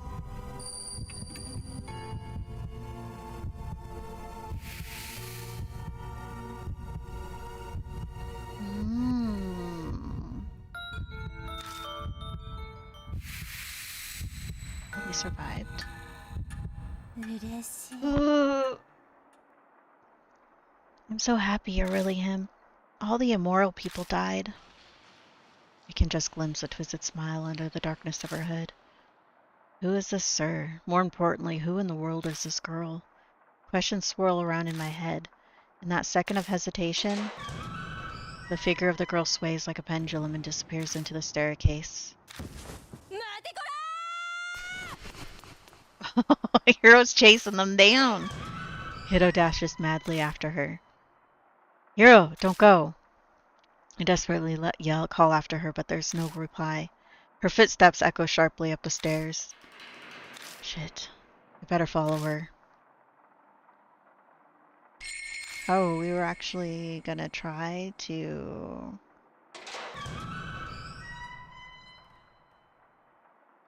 go up a floor? I expected it, but sure enough, I'm back in the third floor hallway. There doesn't seem to be a way to go up to the higher floor in this hotel. Some mysterious power is at work here. Hiro dashed off up the stairs from the third floor. Maybe she's still on this floor then. If it's impossible to get to the fourth floor, then Hiro could still be on this one.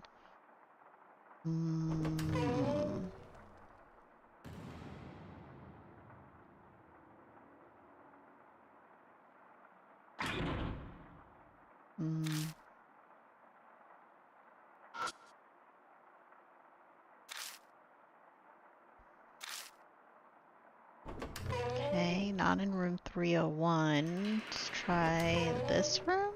Is there only 2 rooms per floor? I step inside the guest room. Something's not right in here. Ew. Are these spider webs? When I entered just a little while ago with you, there weren't at all. It's hard to believe, but the room is covered in spider webs now. I hear the bathroom door open. You know? So this is where you were. Hey, Hiro? Are you listening to me? She's acting strangely. Concerned, I move closer when she suddenly starts taking off her clothes. Hey, hey, hey, hey. Then...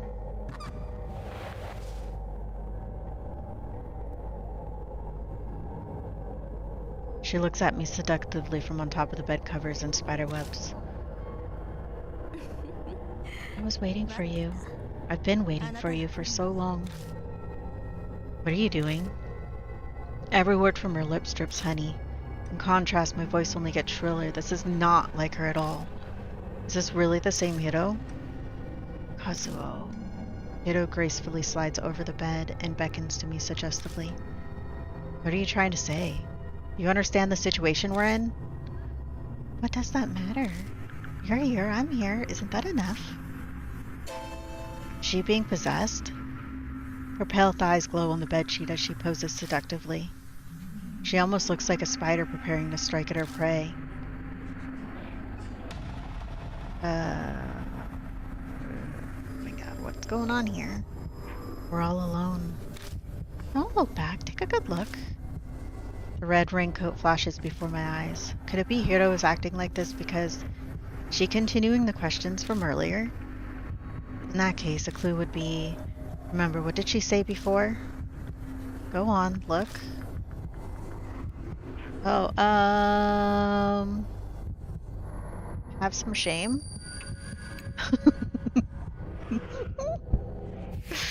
Oh my god, what are we doing? How cute. Hiro suddenly starts coughing violently. It's hard to breathe. Please, my back.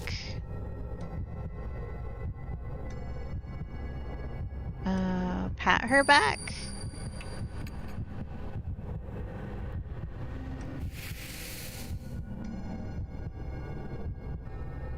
I don't want to take her bra off. The instant I touch her, her coughing stops. It feels good. But I know. Hiro suddenly lowers her voice. I tried hard during college and at work not to lose to men, but I'm all alone in the end. No one ever looks my way. I'm sure you're not interested in someone like me either, Kazuo. You're not interested in someone like me. I depend on you.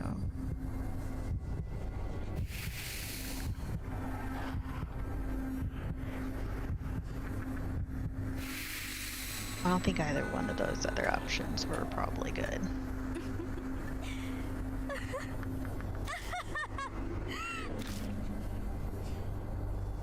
Yoda's shrill laugh pitches into madness. Hey, get it together. I shake her shoulders repeatedly, but she doesn't reply. Can't be, is she? Her personality has suddenly and dramatically shifted in this crazy laughter. Cold sweat drips down my neck. This is almost like... What's going on? Is someone in there? Damon, you came? Sorry I'm late. I rushed over as soon as the emergency patient was stable. Did something happen? I'm not sure, but... I quickly tell Damon what's going on. He swiftly examines the laughing Yudo and turns to me with his findings.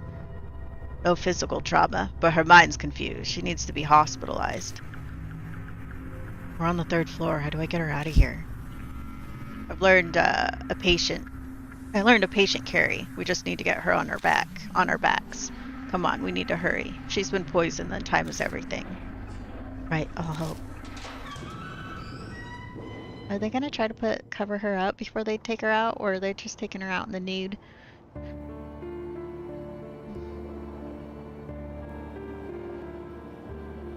It was a bizarre and horrible night.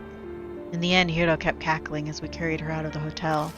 We put her in an ambulance and Damon rode with her to the hospital. The siren blasts through the night. Exhaustion bears down on me and I find that I need to sit down.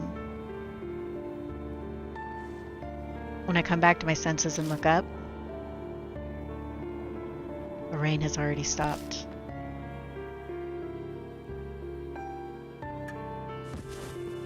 The moment I get back to the mansion, I collapse on the sofa. Yeah?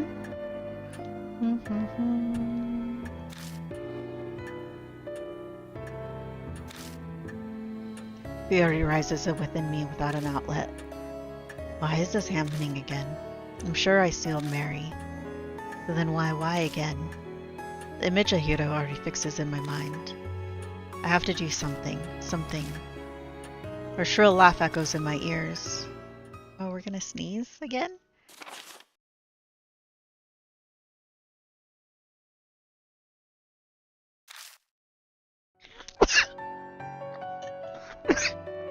Ah. Alright, let's save.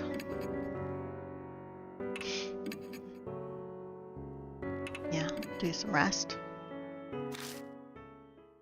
Once I'm done looking things up, I should go to bed early. We'll investigate some more. Tomorrow. I hear the rumble of something heavy moving around as I'm half asleep. Is someone here? My brain is too sluggish for thought. I couldn't say how long I slept. I remember it being dawn, but a loud noise makes me spring upright. Young eyes are staring at me. I'm so sorry. I woke you up. Suzu, what are you doing here? The room was messy, so I thought I'd clean it up for you. Sorry I didn't ask permission first. It's not exactly what I meant. Oh, are you awake? Oh, it's Christy. Geez, are you a little too careless? Christy, you're here too? She shrugs and sighs dramatically, very nearly rolling her eyes at me. You left the front door unlocked. Were you out investigating until late? It's not good to sleep on the sofa. I guess I didn't have the energy to make it up to my bedroom last night. Was I that tired? Yeah, something like that. Take better care of yourself. Oh, do you want some coffee? No, I'm fine for now. More importantly, why are you here? Christy glances over at me and huffs. I'm dropping off reports from Mr. Detective. Mr. Detective. It must be research for Mashta's case. But who would have thought Christy would listen to a request from Mashta? That man is the worst. The attitude he had when asking for a favor. If I didn't owe you, I'd have flat out told him. No. Guess she didn't agree because she wanted to. I understand, but why is Suzu here? I told her about my visit and invited her. We exchanged numbers a while back.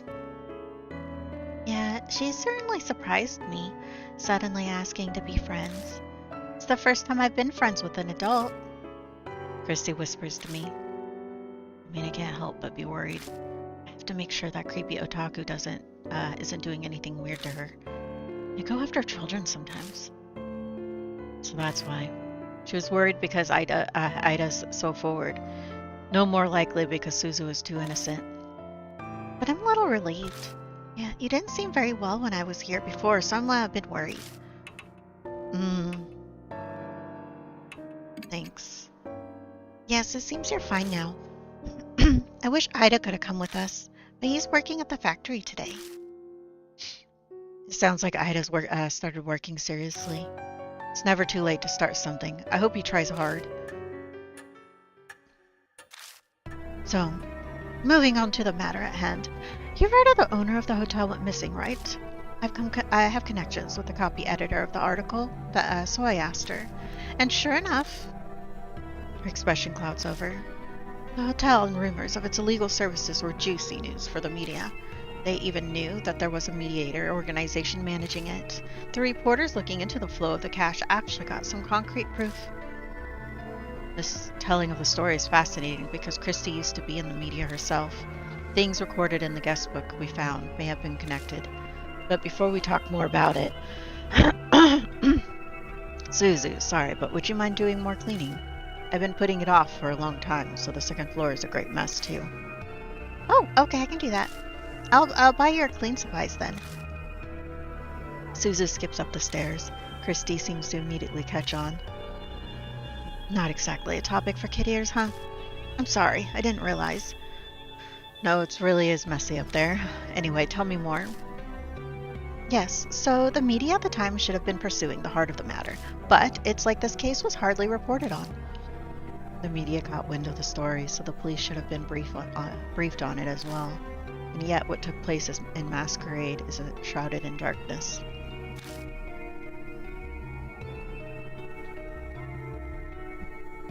What's up, Boog Boog?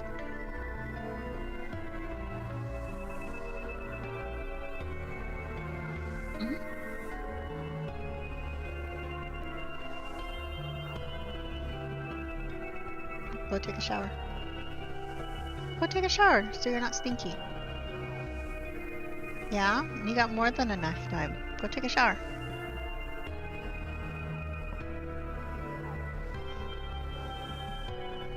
It seems something's behind all this. Behind? How do you mean?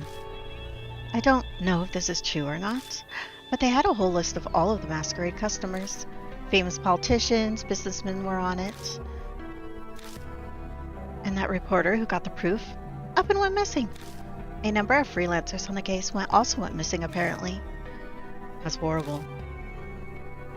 Those are the only words I can find to describe it. You're telling me. It's an outrage to silence those who are seeking the truth. It's bad, but it'd at least be a little better if it was the work of irregular humans. The work of regular humans. What do you mean by that? Exactly what it sounds like. The truth is, I tell Christy about what happened yesterday, what we found in the hotel, and what happened to Hiro. The color drains from Christy's face until she's as white as a sheet. Suzu, we're leaving. With her sudden yell, Christy stands up and prepares to leave. What's wrong? No one told me. But no one said a single thing about spirits like that being involved.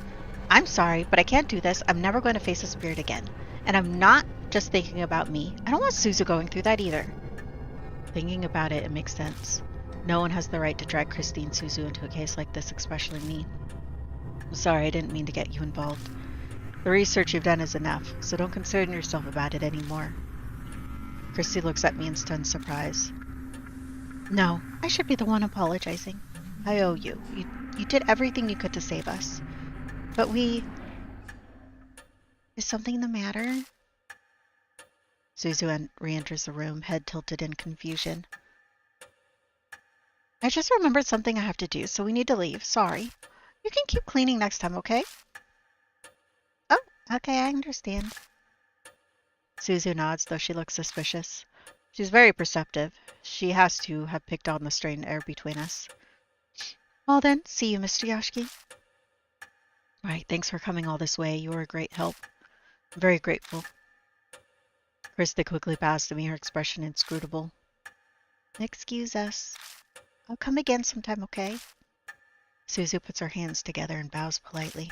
Then she whispers in my ear so Chrissy can't overhear. I'm so sorry, I caught a little bit of what you were talking about earlier. So I contacted Ida. I'm sure he'll be helpful. Oh. To be honest, I can't imagine Ida being very useful, but Suzu has good intentions, so I nod. Thanks, that helps. I do my best to smile as I see them off to the mansion. Need to get ready soon and head out.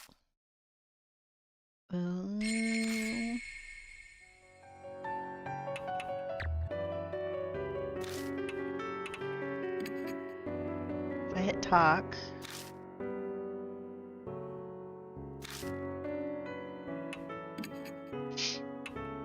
Let's head to the masquerade now.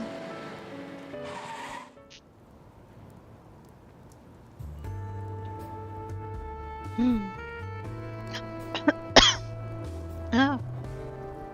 Where'd I learn to swallow? We're dying over here.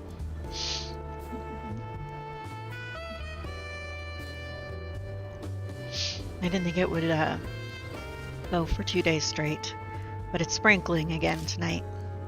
Gotta set the mood for the investigation, huh? Mother Nature is just taunting me. As the time comes to get to the search started, 2 figures finally appear. Hey, right on time. Did you get any sleep? Damon looks exhausted, probably as a result of everything that happened last night.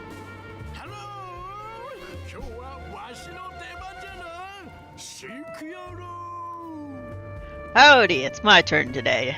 Do this, shall we? Banshee? I honestly never expected Banshee to come help, but he definitely has some spiritual powers. Yasuoka's judgment is on point. But more importantly, how is Hiro doing? She's stable. She's showing no adverse symptoms, but she hasn't regained consciousness and she's exhausted a lot of energy. Even being optimistic isn't good. At this rate, her life could be in danger. Is that so? I was prepared for bad news, but the situation sounds exceedingly dire laid out like that. The problem is we don't know the cause. We suspect poison, but without knowing what kind, there's nothing we can do. What's worse is we can't find a puncture wound for the injection point. You can't give her a serum? Isn't that normally what you give patients when there's poison? Damon looks exasperated, or rather frustrated, as he shakes his head. So just try random antitoxins. Sure, if you want to kill her, go ahead. Even if we could get our hands on the poison, it'd take time to create the serum. We'd be too late. So there's nothing we can do. We just had some kind of clue. Look up the hotel, bask in a sea of neon. There isn't much hope, but we cannot despair either. That's right. Just so you know.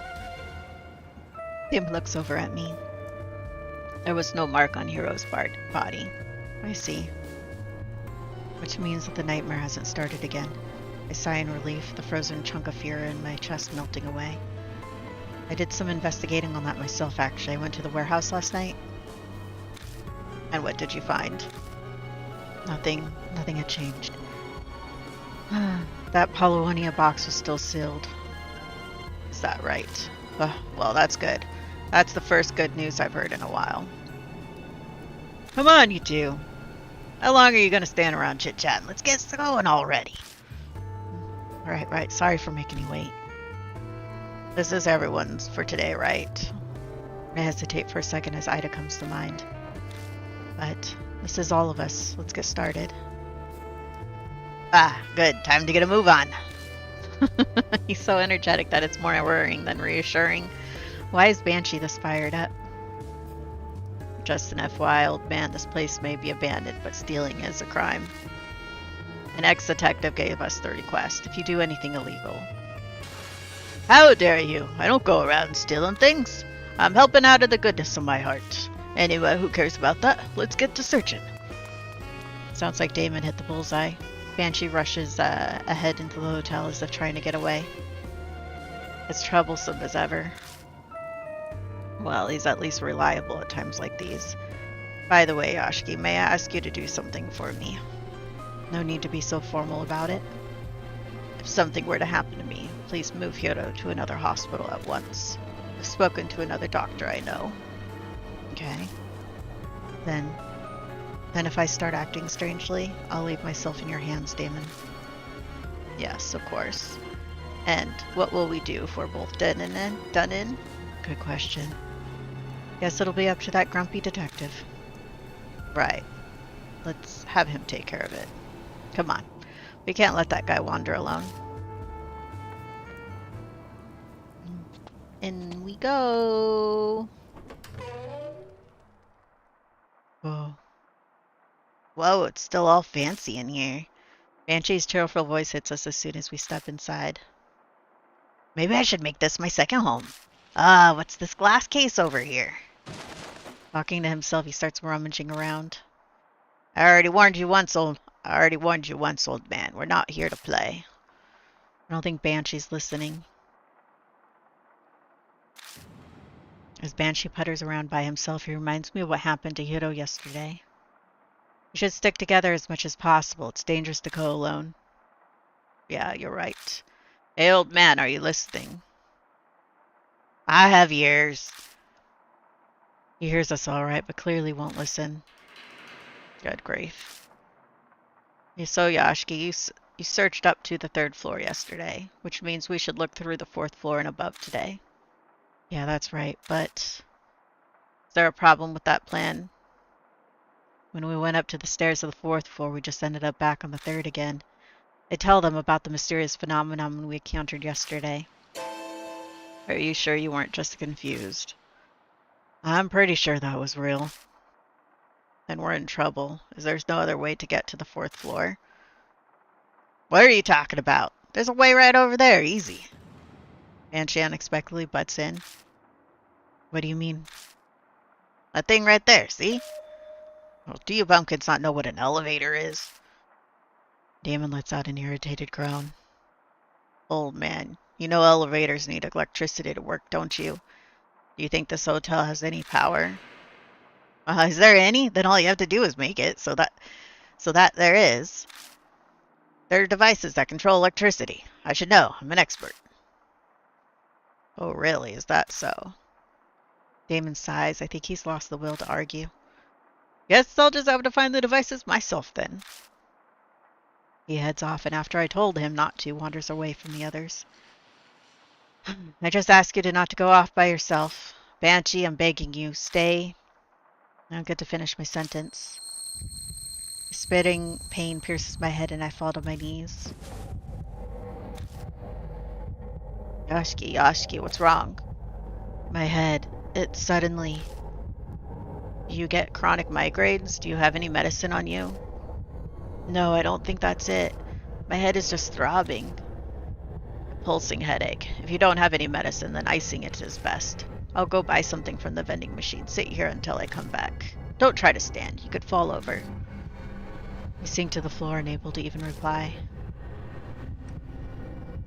Before long, Damon returns with a cold bottle of water, but... Strangely enough, my headache completely vanished while he was gone. It's hard to believe that a pain that intense could disappear so easily, but it did. Damon doesn't seem particularly surprised when I tell him. No, it's not that odd. After all, we haven't clarified what caused the headache in the first place. I'm sure it's just exhaustion. You didn't sleep much yesterday, did you? That's true. We can't exactly say I got much rest. When you're under continuous stress, it's possible to get sudden headaches. Once you get home, you should take a bath or something and relax. I'll try that. All of that's common sense, but it carries weight coming from a doctor. By the way, Damon looks around puzzled. Where's old man Banshee? Huh? I whip my head around searching, but Banshee is nowhere to be found. Already, I give up. We'll find him soon.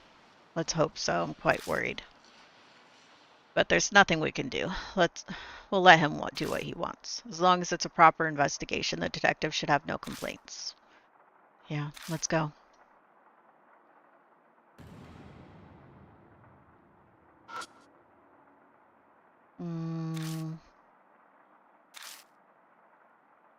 Masquerade wife. Masked woman wearing a wedding gown.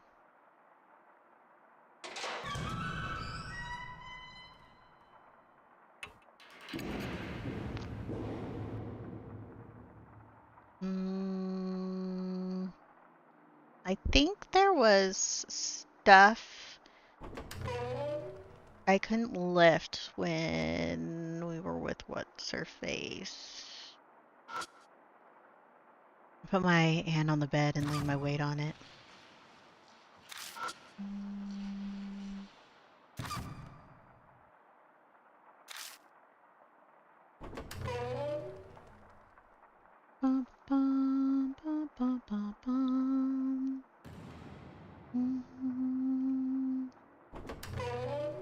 Let's find the old man. Go to room 202. And then... Oh, yeah, we're trying to lift this bed. What do you think? Can you lift this? Yeah, I can at least hold it up.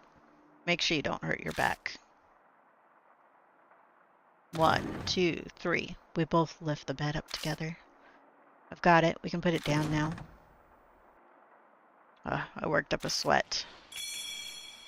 We got contraceptive. Strange. It hasn't been found until now.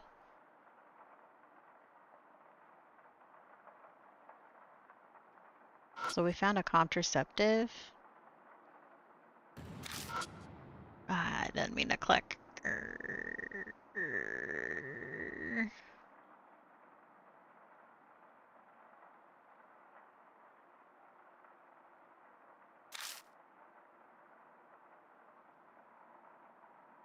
Let's see.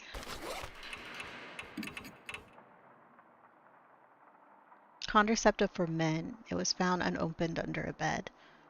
Oh, they found a condom.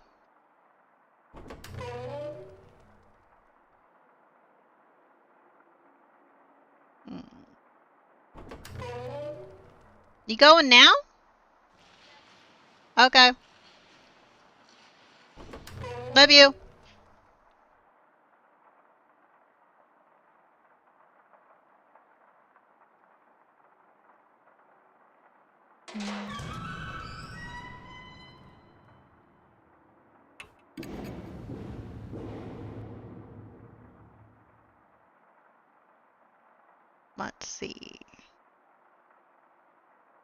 We're on the 3rd floor now.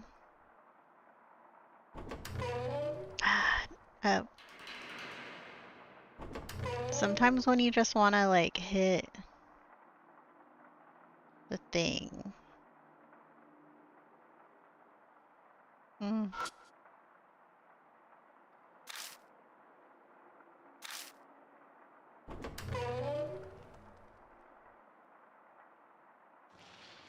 Hmm.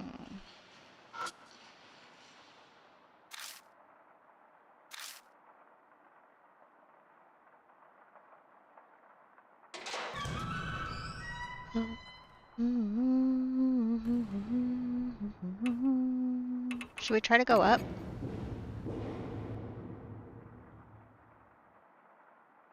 Yeah, we're on the 3rd floor again. So let's search around on this floor. We'll go left. Oh, this is the grocery room where she got all weird.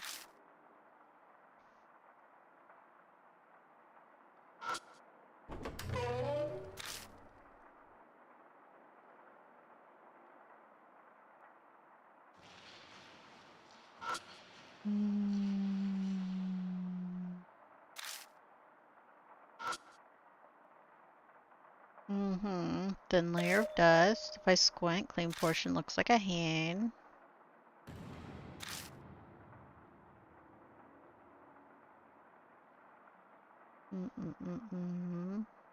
Nothing here.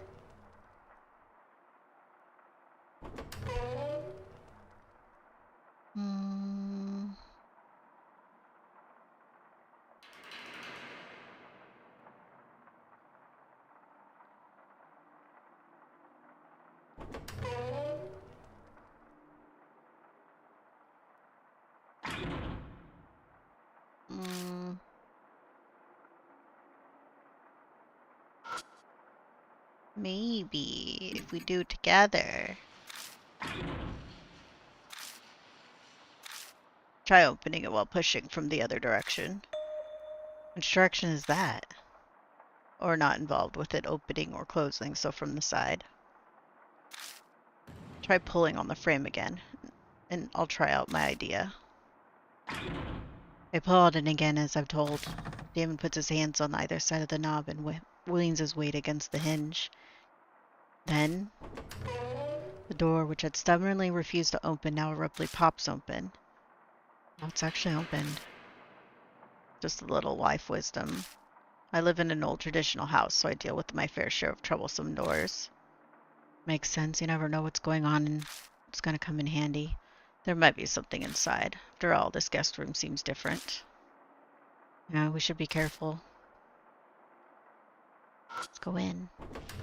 Open the door into the bathroom.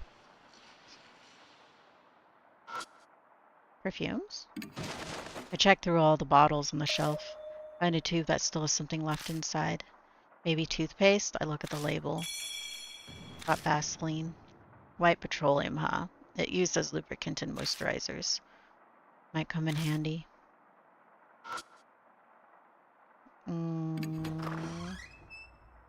I go inside and I flush the toilet.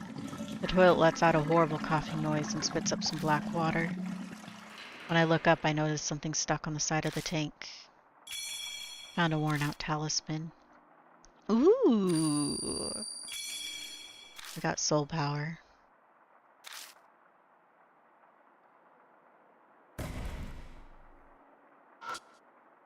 Hands. Step inside and I dig around in the bathtub. Immediately notice a large object that looks like a small log. What's this? I stare at it until I realize what it is. A wooden horse head. Damon seems shocked. It might be a little late to say this, but you really are impressive, Yashki.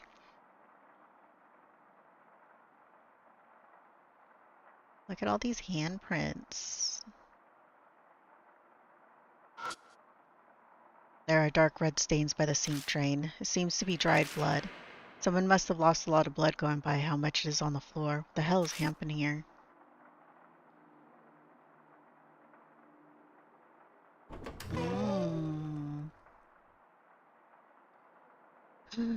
So we now have the head for this guy.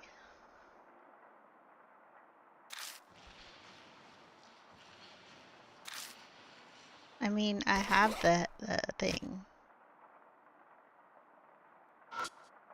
Can I put the head on the wall? Mm.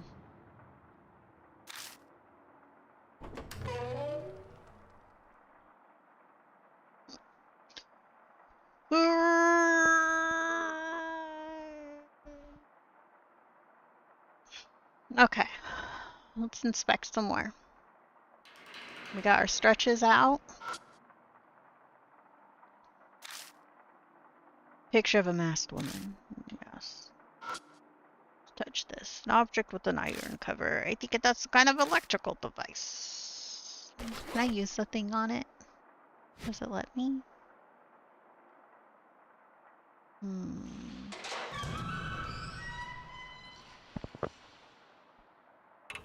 Let's go down a floor. Let's try opening the elevator.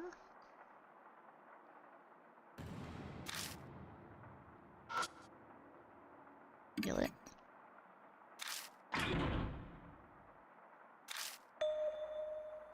It's impossible to open alone. Want to give it a try? Lend me a hand. Alright, I'll show you what I'm capable of now that I've gotten healthier. On my count, 1, 2.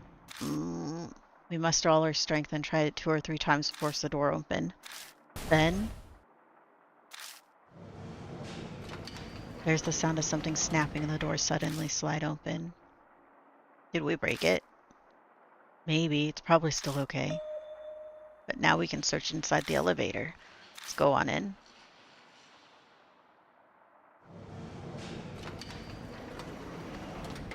Manually opening the door with my hands and stepping in feels really weird. Damon consciously closes the door once he comes inside. Conscientiously. So, doesn't leaving an elevator door open concern you? Doesn't leaving an elevator door open concern you? True, I think it was just habit that I didn't think about it. Still. Are those spider webs on the ceiling? Yeah, it looks like it. An enclosed area such as this would be a good place to spin a web. Now then, where should we check first? Oh, wires? There are cables coming out of the hole in the top. Looks like a light used to be here but was taken down for whatever reason.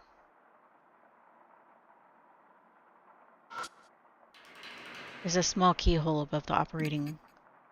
Peer into the keyhole. Oh, that's the elevator fire switch. If you stick the key in and turn it, it activates the elevator even in emergencies. Emergencies? What kind? I don't know. I don't really recall. I think it can make the elevator move without closing the doors. According to Damon, normal elevators stop moving if the doors are broken. But supposing you need to use it during an emergency, you'd need the key. Seems like a good time to use that. We did force the doors open after all. If we broke them while doing that, we might need to use the fire switch. Still, you're pretty well informed. I learned that during a disaster drill when I worked a large hospital. We were lectured to prepare us for anything that might happen. So that's why he knows so much. Do you have a key you can use? You should try it. I touched the keyhole. Seems like when it's turned, it will switch something. I have an emergency key ring. I find a small key that has the word fire engraved on it. I stick it in the fire switch. I slowly turn it into the on position. But I can't turn it. It doesn't seem lubricated enough. If I try to force it, it might break. I think that's the right key. But you might need to put some oil on it. I smear the Vaseline around the keyhole. It's nothing more than a replacement for oil, but it might help the key slide better. You know what? Can I try? I don't like that sound, yo. It lists room numbers from the first floor to the 6th. Touching it coats my fingers with dust. So the VIP room is the 6th floor. It's the only one with a different color.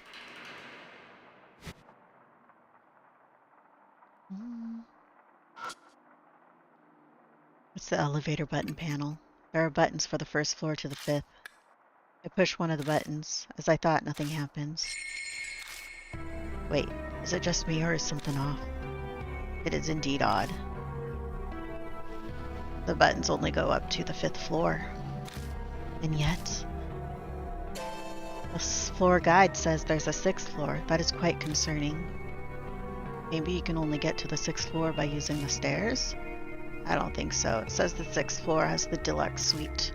I've never heard of a VIP room that you can only get to using the stairs. That's a good point. They wouldn't make their guests of honor use the stairs. But then, what does this discrepancy mean? I said I remember how Banshee was fixated on the elevator. Like he somehow knew all the secret all along. In the end, we'll just have to try to get it moving. Get what moving? This elevator, like what Banshee was saying. Damon stares at me, his face a mask of utter disbelief. You know Banshee has mysterious powers? Maybe we just need to bet on them. Though his idea has a huge hole in it. The problem is how we go about getting it to move. I don't have the slightest idea. I see now. I thought he was going to get irritated with me, but Damon thinks about something for a while. Then he slowly starts talking. Yashki, to be honest, I've been giving it a lot of thought since then. A lot of thought to what? Why we survived. Or more, why the spirits were vanquished. Been considering the reason. Surprising to hear him talk about that. He speaks as if recounting something painful. The reason why? It's clear that nothing physical was about it. I get the feeling that they were vanquished for a more meaningful reason. Otherwise, that soldier would have crumbled just from one hit with a chisel. This leads me to one answer.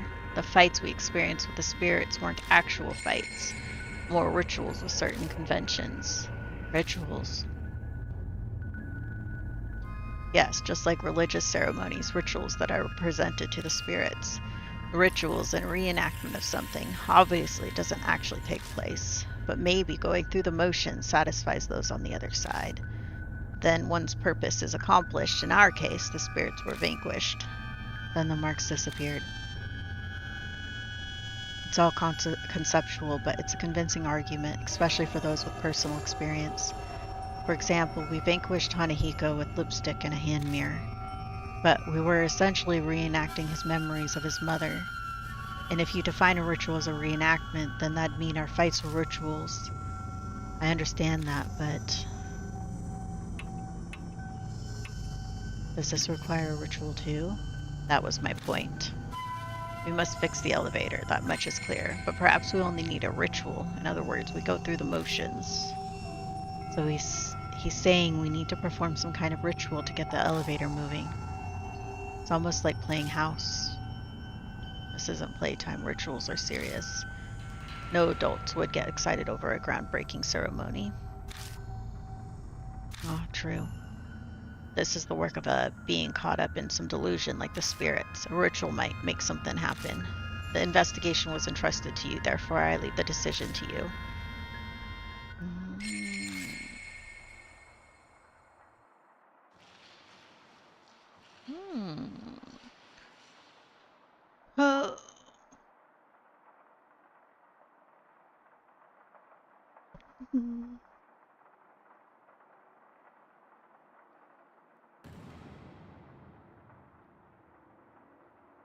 I wonder what the ritual would be, yeah? Anyways, let's try the key now. There we go.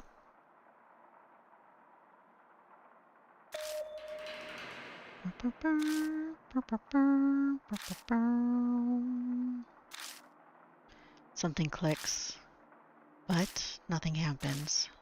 Seems like I'll need something else to get the elevator moving. I'll take the emergency key ring out of the keyhole. Okay, well, let's leave. There's no box here. We're on the second floor, just going down.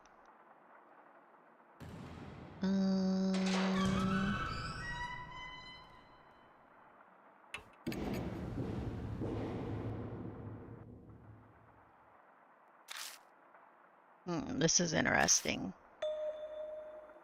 Banshee is here. He's appreciating a painting on the wall and mumbling something. What's so interesting about that painting? What are you doing? You aren't planning on stealing that, are you? Even I can tell this painting ain't worth a dime. I was just giving it a good look-see. These paintings seem to have a specific order to view them.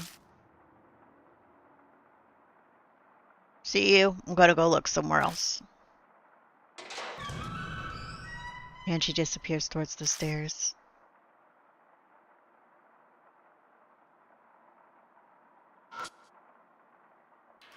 Masquerade wife. It's a picture of a masked woman walking with a cane. So that's old. So third floor is old lady.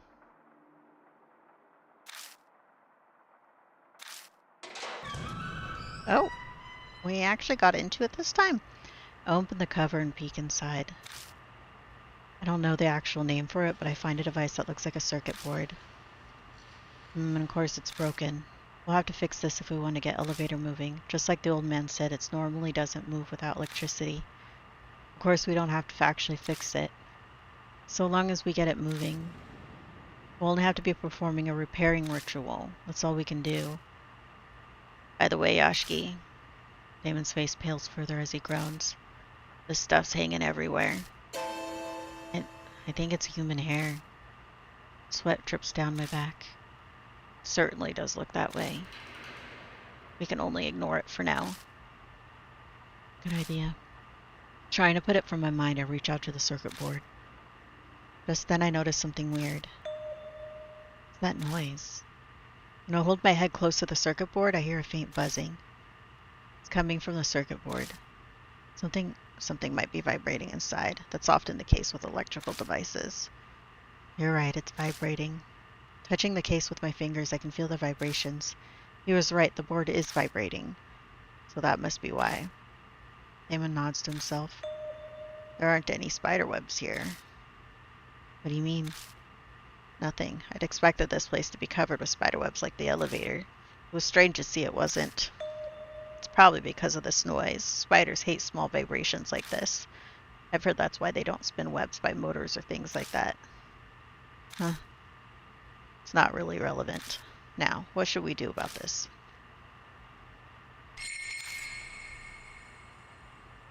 I feel it. I try pressing the switches, but it's broken, so I can't get it to stay. Had something like a rubber band. I might be able to keep it in place. A rubber band? A condom is rubber.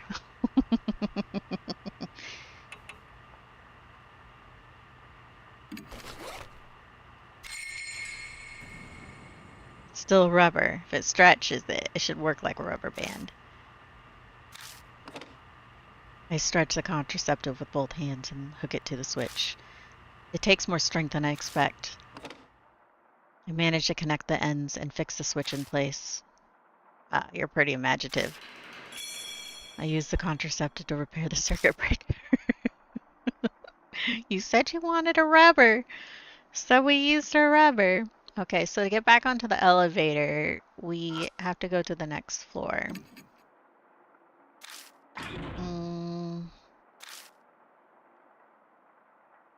Can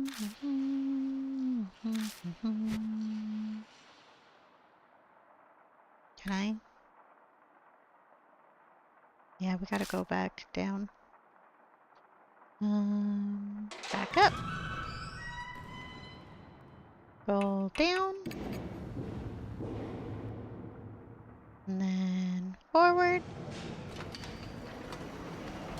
And now we use the key. The key. I find a small key. It's the word fire. I stick it in the fire switch. I slowly turn it into the on position. Something clicks, but nothing happens. Seems like I'll need something else to get the elevator moving. What do you mean? I got a spoon. Oh no, man.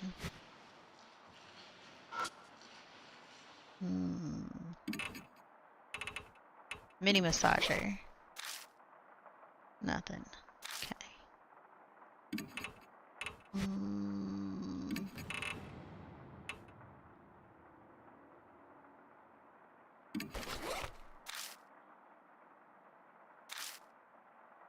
Here. As I thought, nothing happens. Has buttons for the first and fifth floor. Feels it doesn't seem to be broken.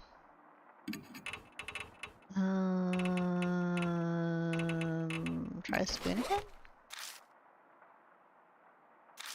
Let me go up a floor.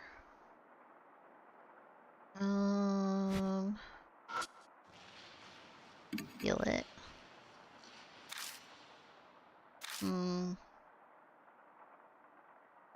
Special room up there. Do I have to do the paintings in the right order? Probably.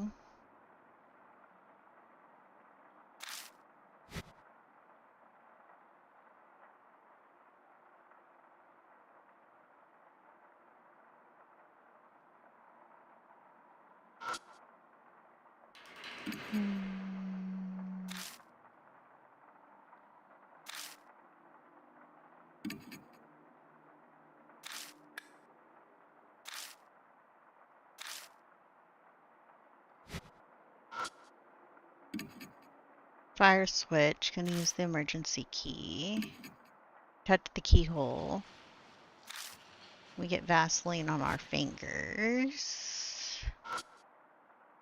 There's cables. Looks like it's all it used to be here. Now there's no light.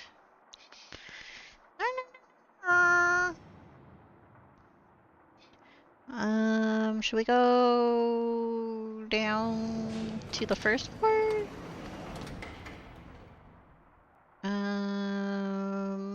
Go forward. Go down.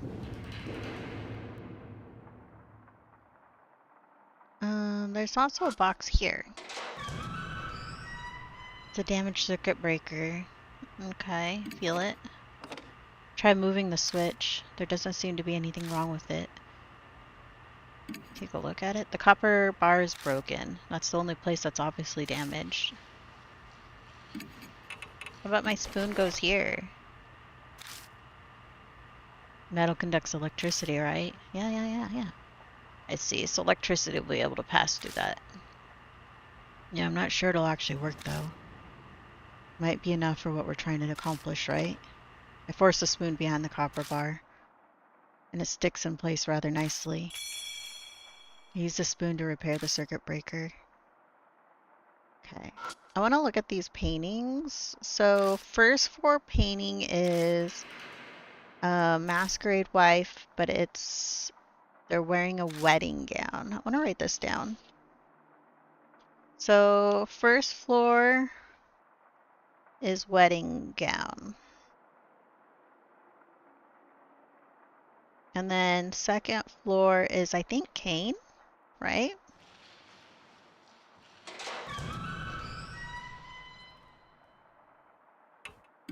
Because if Banshee says it's important, we should probably write that down so we can get them in the right order.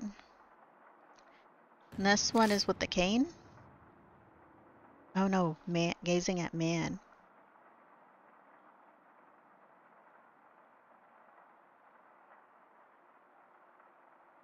And then the third one is woman with cane.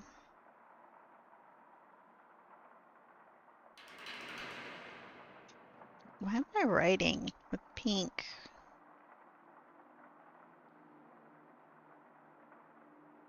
When there's pink flowers here.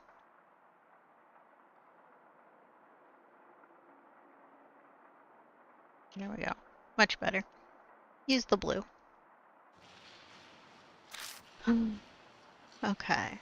We're back at the second floor. Let's go back into the elevator. Let's see if we can get this working. Push the buttons. There are buttons. Push. Okay. Do this. Let's do the key ring again.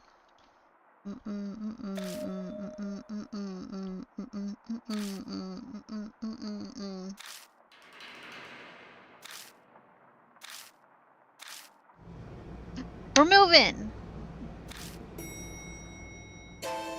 Elevator automatically moves to the first floor. Damon groans as he wipes sweat off his face. Can't believe it. It actually moved. Wait a second. You're the one who suggested we do a ritual. I suppose so. Still, I'm shocked. But now, finally. Yeah, we might be able to go above the third floor. Exactly. I wonder what we'll find. Fourth floor.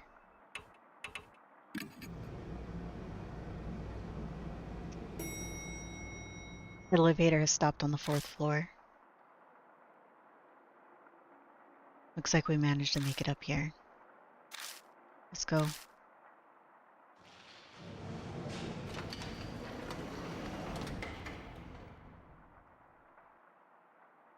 The gloomy hallway stretches out ahead of us. Doesn't look all that different from the floors.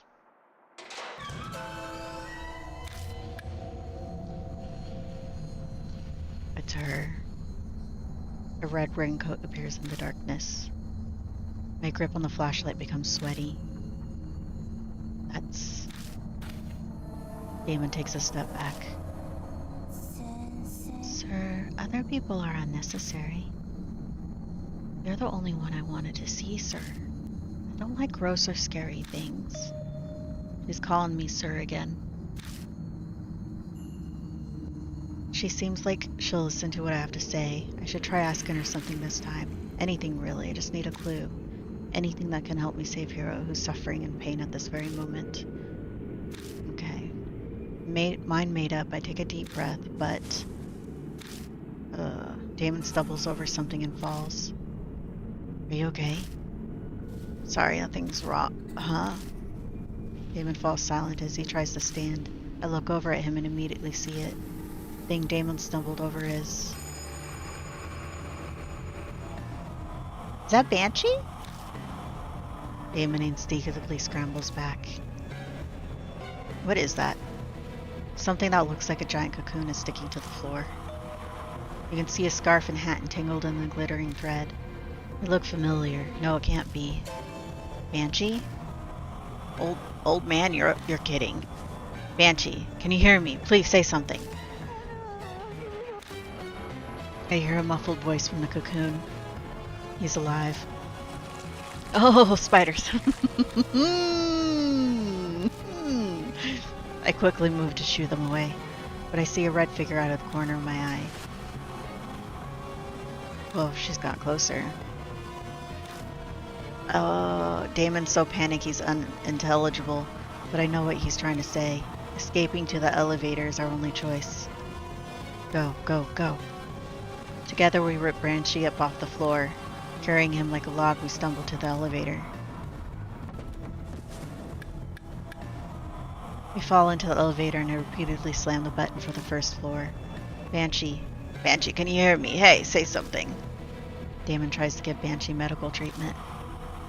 Damn it, he's no longer responding. His body's going rigid. As Damon focuses on helping Banshee, I see something black squirming by his shoulder. Damon. Oh, no, no, no, no, no, no. I blink, and suddenly the entire elevator is filled with wriggling shadows. They come in one after another. Oh, no, no, no, no, no. Oh, no, no, no, no, no. Oh, no, no, no, no, no. Oh, no, no, no, no. I want to burn the place down. Burn the place down. Let's just yell. Scare him with you screaming. The spiders visibly stop moving for a moment. Oh, really? Oh, they don't like vibrations. They don't like vibrations. They're still coming. We need something stronger. Can we use something with vibrations? Ow, ow, ow, ow, ow, ow. We can use the mini massager. I take the massager out of my bag, press it against the wall, and turn it on. A growling vibration runs through the walls. The spiders suddenly start acting strangely. Yes, we were able to use the mini massager. The vibrations. The creatures vanish instantly as if they'd only been a mirage. What's going on? I was desperate, but I can't believe that thing had a big enough vibration to scare them. As I'm puzzling out why, something slams into the elevator door hard. Hurry up and get the elevator going. Right, I need to hit a button.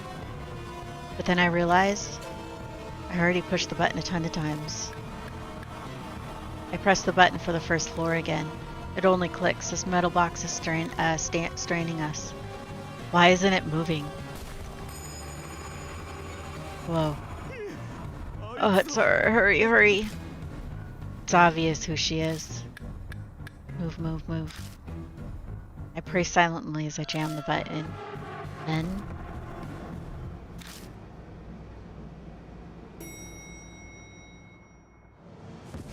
we stumble out of the elevator without checking to see where we're stopped. We're in the first floor lobby. Did we escape? Yeah. For whatever reason, the elevator decided to move at the very last second. I doubt my praying actually worked, but I'm not sure what happened, but I think we're safe.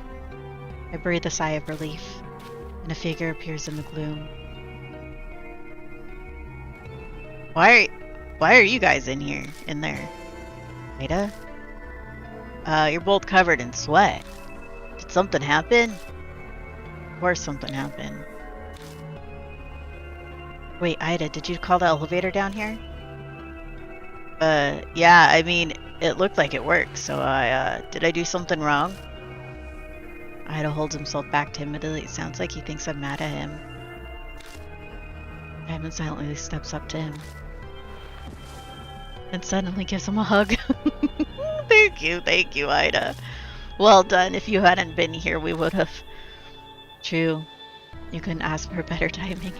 Can't be more grateful that Suzu contacted Ida. What's most important right now? Oh, that's right. He needs emergency treatment. Come, help me with him, Ida. Okay. Completely clueless, Ida helps us drag the white lump out of the elevator. Oh, what is this creepy thing? I hesitate for a moment before I reply. He should know. Banshee. It's Banshee. The old man from the underground shelter. What? Idiot. Don't drop him.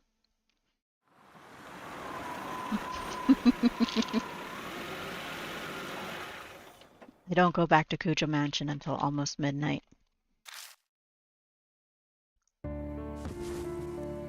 My exhausted body groans in pain as I collapse onto the sofa. My head feels heavy, like it's in a fog. To top it off, there are worse things than yesterday.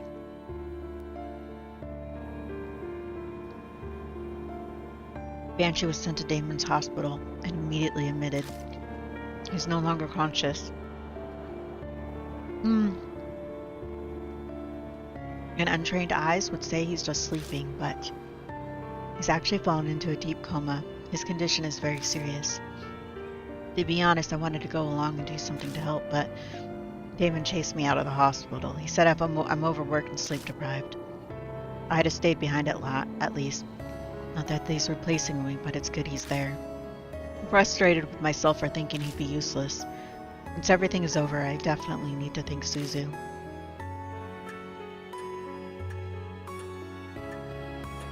First Hiro, and now Banshee.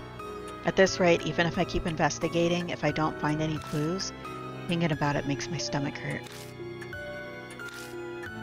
Those two might never recover. And that's just assuming their condition stabilizes. If they get worse, something even more terrible could happen. I put my head in my hands and sigh.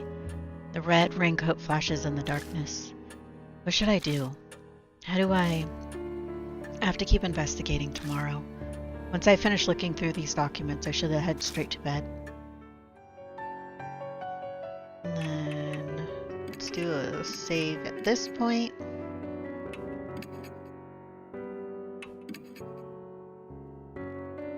Let's see.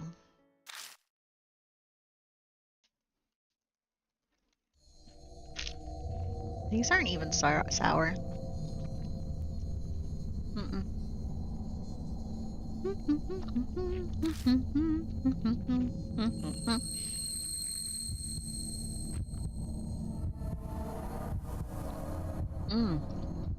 We woke up in pain.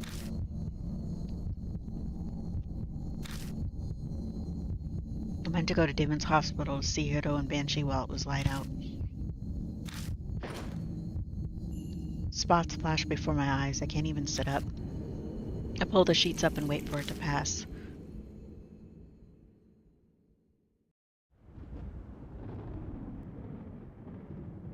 I'm only just able to move by the time the sun is setting. Thunder rumbles in the distance. Sounds like rain again. Great. I press my fingers to my temple to check. The whirlwind of pain has once again disappeared without a trace. Ooh, we slept through the day. Or not really sleeping if we're in that much pain. Mashta calls as I'm making coffee in the kitchen. He says he'll come along for tonight's investigation. He must have finally wrapped up his other cases. He mentioned that he dropped by the hospital in between cases to see Hiro and Banshee. Seems they went berserk when they awoke and are now restrained. They refuse to eat. Relying on IVs won't work forever. I didn't expect the report to be good, but this is a critical point in the case. Before he hangs up, Masha utters a warning. And this is the 11th hour. Masha doesn't offer a reply. The red lights outside the rain-soaked window are hazy like a wilting flower. It's time to head out.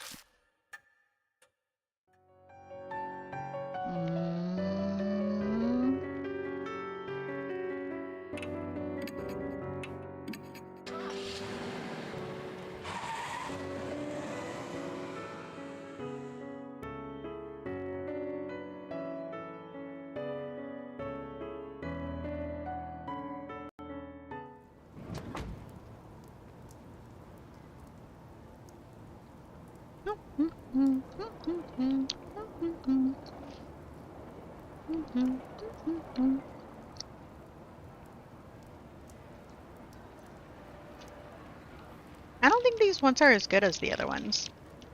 I think it's because it got a couple flavors I don't like.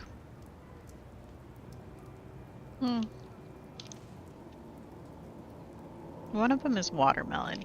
Do you think it's the green ones that are the watermelon? I really don't like a watermelon flavor.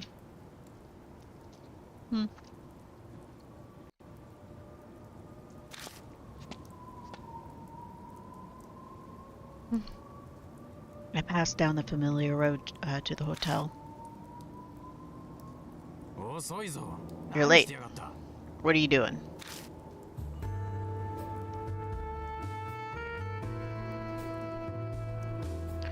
A man in a trench coat cuts an imposing figure on the wet street corner, glittering in the lights.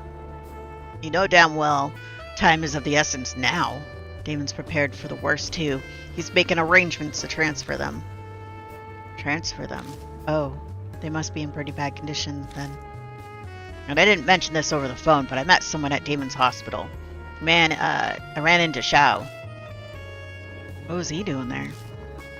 Some of his gang hangs out here. Guess we're a hot topic with them. I've seen people in and out of the hotel. Nagashima heard about it and figured they were talking about you. Contacted the fortune teller and well... So now Shao knows about the case too. Why didn't she just keep quiet? That old lady hands out business cards to everyone and anyone. It's a real pain. So did you talk to Shao? Why would I? He cornered me asking me for info on the case, but I drove him off. Suddenly feel uneasy.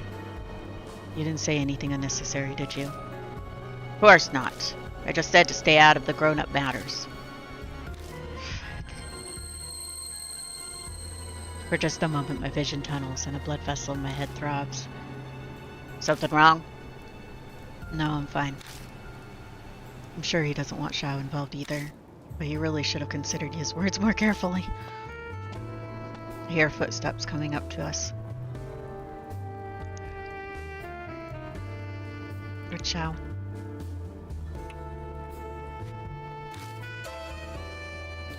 It can't be. Xiao? I raise my head with a sudden sense of dread. But it's only Mo. Oh, it's Mo. Thank goodness you're here after all. Good thing I came straight here. I got the results you asked me for.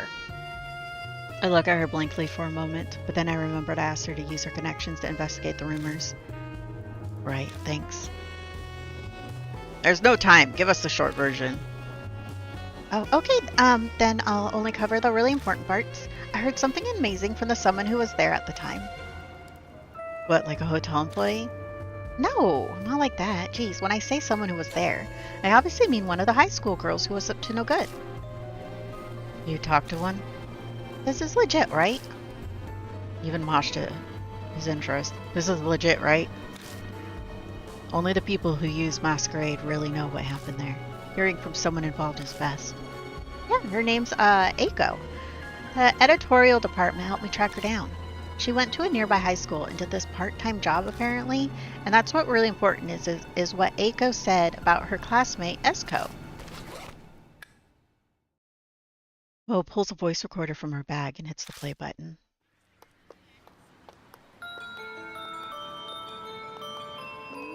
Yeah, and a friend introduced me to a part-time job.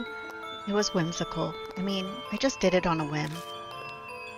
So, we're supposed to meet at that hotel Masquerade, and there's a system there where someone introduces us to customers. You get a lot of money from it, so everyone was dying to get hired. But one day there was like an incident. Someone at school found out about the job. Some goody two-shoes class rep Esko said she was going to tell her teacher, Nomura. Everyone freaked out and apologized to her, saying they'd stop. She wouldn't listen. If our parents found out, it'd be the worst thing ever. We begged, but she didn't budge. In the end, she left class saying she was going to go to the police with Nomura. We were totally freaking out, so I went to the hotel that night. I mean, at that point, there was no harm in going, you know. But then she was there. Esko was standing in front of the Masquerade in the drizzling rain, in a red raincoat. She said she was going to the police, so who knows why she was at the hotel. But it made us all jumpy and on edge every day after that, except nothing ever happened. Soon after that, Masquerade shut down. Guess they uncovered something. The job. Yeah, I completely quit after that.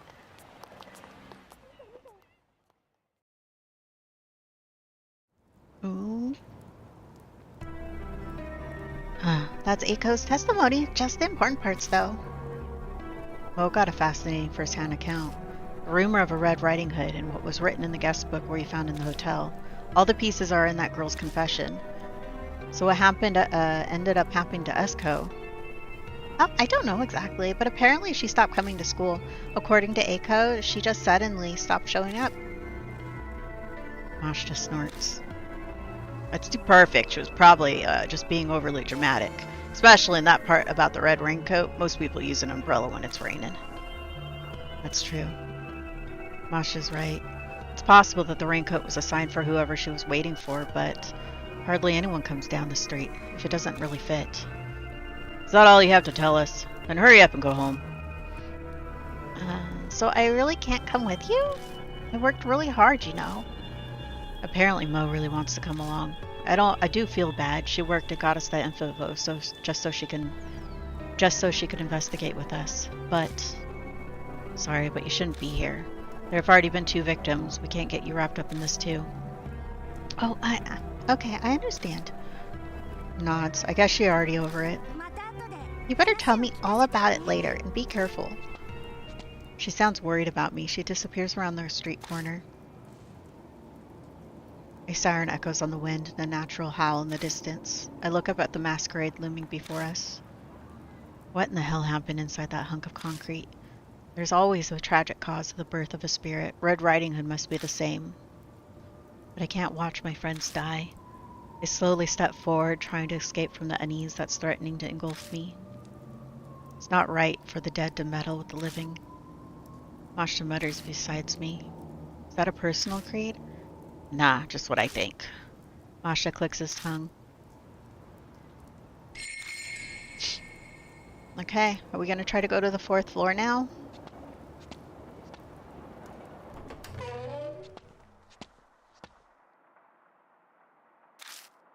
Oh, as I step into the lobby, Masha stops in front of me. What's wrong? What a fantastic job you've done here. What are you talking about? Look. What? The lobby looked completely different. The room is covered in white. No, it wasn't like this yesterday.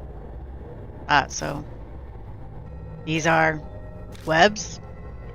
Masha touches one of the floating threads. Looks like she's up the ante. Bring it. Time to make our appointment with our lady friend. Just then, the groan of the elevator moving echoes. Did the elevator just come back to the 1st floor? That'd mean someone's already here. Did you see which floor it came from? No, I wasn't looking. Oh, I feel like it took a while between when I heard the noise and its arrival.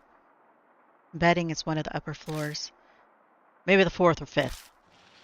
Yesterday we got to the elevator working and managed to get to the 4th floor. Because of what happened to Banshee, we weren't able to investigate any higher. Okay, let's start on the 4th floor. Ew, so gross. I don't like this one. Why does this game have to end with spiders?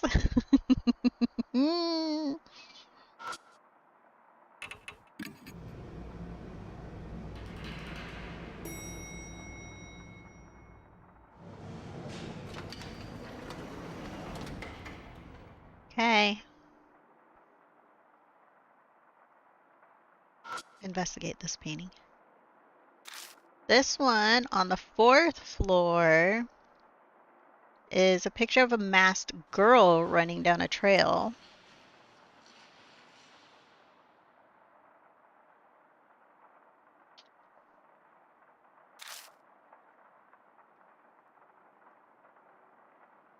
Let's see.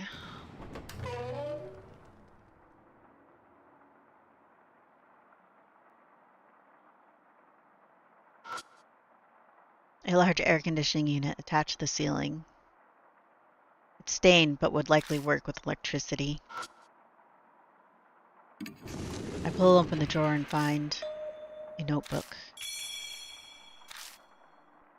What's that? Guest book provided by the hotel. Guests write about their experience in it. I glance through the pages. This guest book entries are clearly different from all the other ones. It covers a number of horrifying topics such as devil worship and different kinds of torture. Every page is crammed with stuff like that. It's impossible to tell which ones are delusions and which ones are actually took place. The only thing I can say for sure is that it's surging with a twisted, single-minded appetite. I silently hand over the guest book. Masha skims through it, then smirks. Huh, that's quite the hobby. The handwriting differs by page. This was written by several guests. I find that hard to believe. I sincerely doubt there are so many people in the world who have such a unique hobby. They're like moths drawn to a flame. You wouldn't even know to look at them. The pieces are finally coming together. It seems this hotel offered a special service for its perverted guests. You mean the kind of stuff written in that guest book? Yeah, the kids working that part-time job are probably part of it too. Guaranteed their safety and complete confidentiality, of course. After all, the one who sold his soul was probably most nervous about that. Still, these people have quite the imagination. Masha mutters sarcastically as he casually leaves through the pages.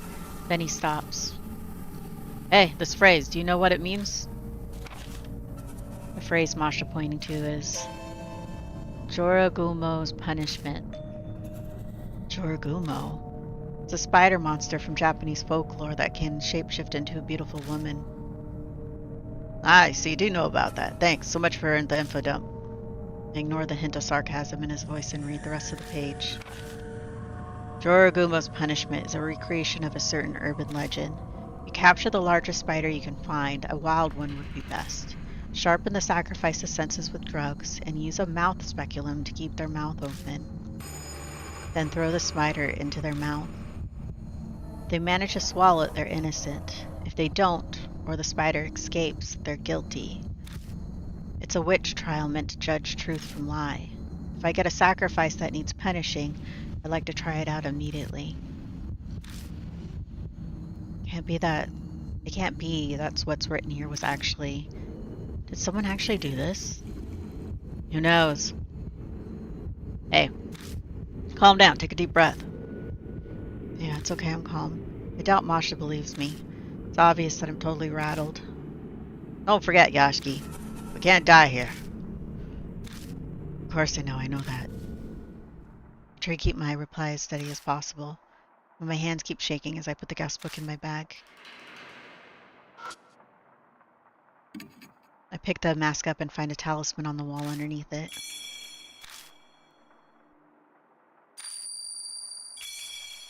That's all power.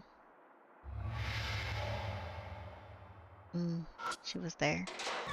Back behind the wire door, there's a folding table and a chair stored away. They're too big to carry around. I open the door to the bathroom.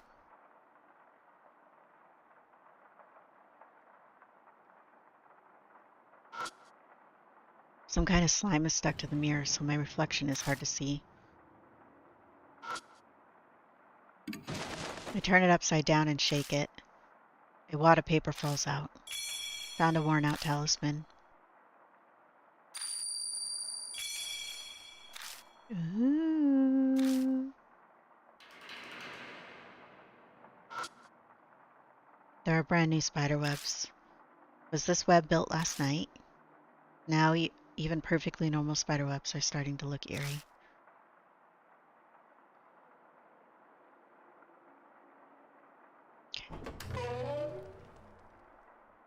Let's go to the room to the south.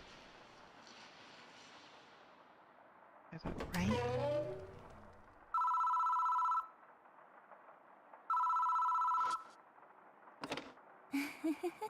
I hear a faint laugh. I don't hear anything more coming from it.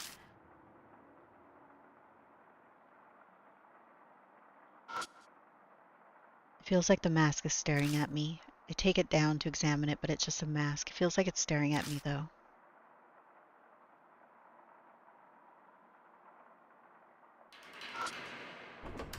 Open the door to the bathroom. I really don't want to do this, but I still need to check it out. Shut my eyes and stick my finger down the drain. Touch something hard. Something cylindrical is stuck down there. Sadly, my fingers don't seem to be able to reach it. Something in there. It's often a prime location to hide incriminating objects.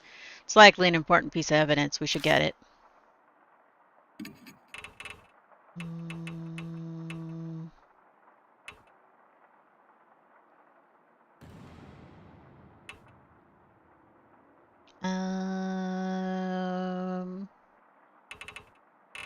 Wooden horse head.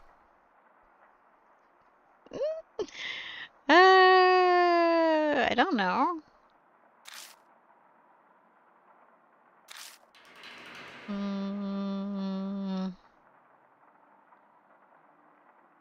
Doesn't look like we can get that yet, but it seems like it wouldn't be important. There's a dark red water in the bathtub. My nose rebels at the stench of iron. Well, sadly, there is something in there, but I don't think any of these are gonna help. Do you think we'll find gum?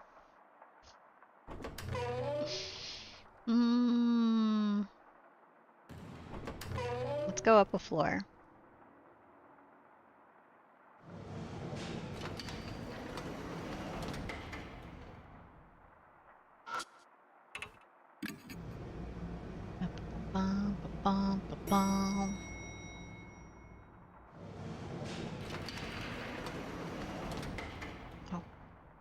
Let's see. What is the 5th floor's painting? A masquerade wife. It's a picture of a masked wife holding hands with a child.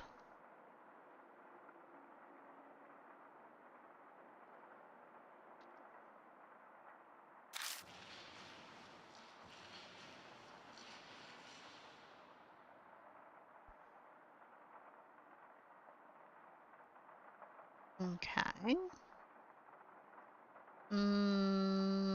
Oh. Let's open this one. There's nothing broken at first glance. I didn't need to double click it.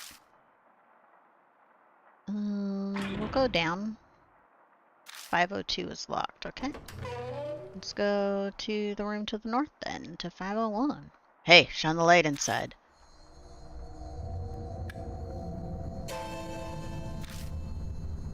Body is finally turned up. Let's check it out. Right.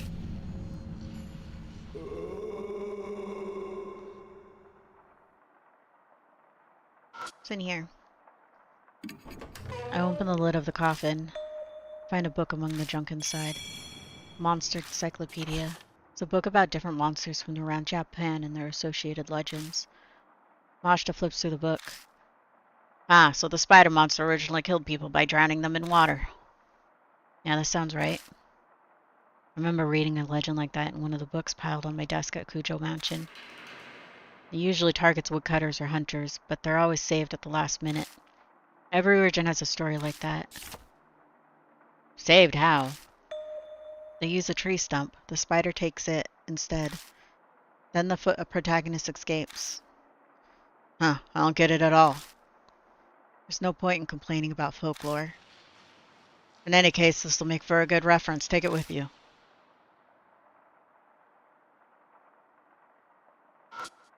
Go into the bathroom first.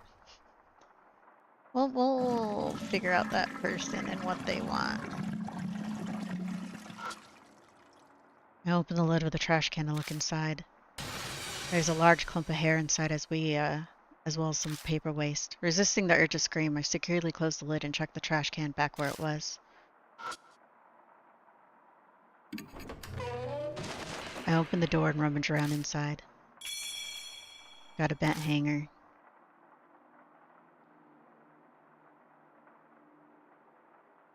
Doesn't look like there's anything else in here.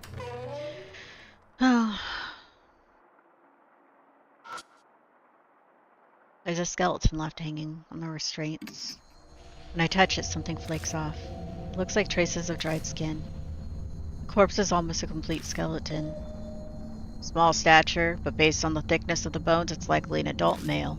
Considering how dried out it is, I'd say it's been here for at least a year. Problem is the cause of death. Mashta meticulously searches the corpse, then finally shakes his head. I just can't tell.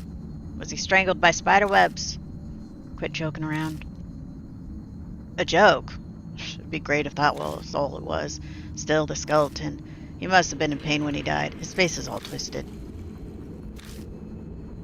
If it was an adult male, then he was likely a guest here. No matter how hard I try to sympathize, I just can't. Hey, look at this. Mashta suddenly tosses something at me. Found it earlier. It belonged to this guy. Still has some fuel left. Keep it on in your bag or something. Ooh, a cheap lighter. We'll look at you. Looks fake at first glance. Mashta says it's the corpse of an adult male. When I touch it, something flakes off. Can we burn him?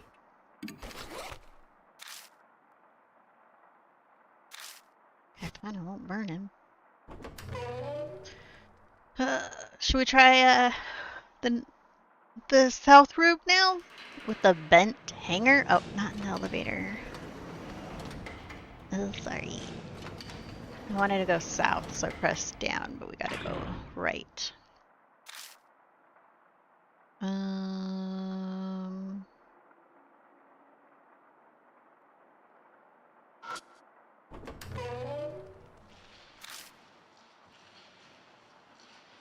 That's that one. So if I do this one, it's this room here. Tool, bed hanger. Let me in.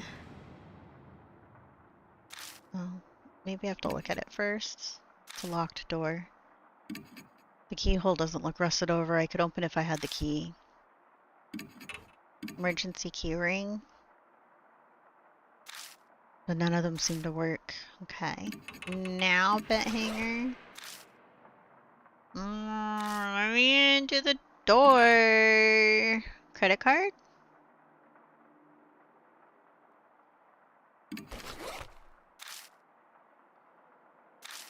Okay.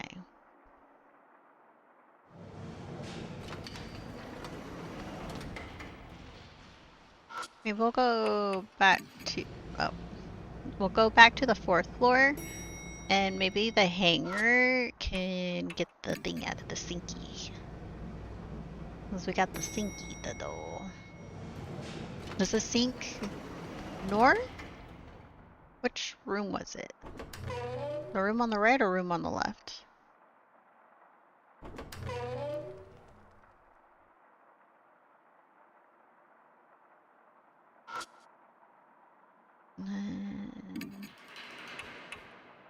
Bent hanger. You know what? An idea hits me and I take out the bent hanger. Should be able to bend this into shape. I bend it into one straight wire so it can fit down the drain. I stick it into in the pipe and move it up and down. I hear the sound of dirty water being dislodged and hit something hard. Ooh, we got the green key. There's a key in the sink? On the key is a tag that says Deluxe Suite. That'll come in handy. Good thing it wasn't washed down the drain. Yeah. There are sticky white threads wrapped around this key too. Seems like they stopped it from falling all the way down the pipe. Ew. Okay, so back to up the floor, and we are going to go into the room to south.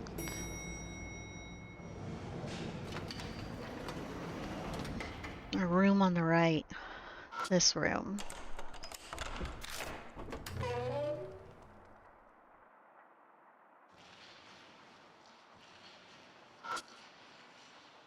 There's a broken horse. I go to lift up the wooden horse. When I do, I notice something catch the light. Pick it up and I discover it's a metal tool. It's a mouth speculum. It's usually used for medical purposes. But some maniacs use them for other things. Huh? Just as I'm replying to Majda, a white light flashes before my eyes and I black out. Uh-oh.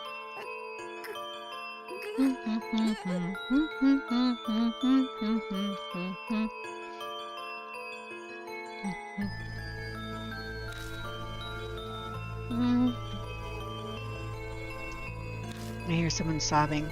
My eyes should be open, but everything is pitch black. I shake my head desperately and try to look around. A horrible image flows in my mind. What is this?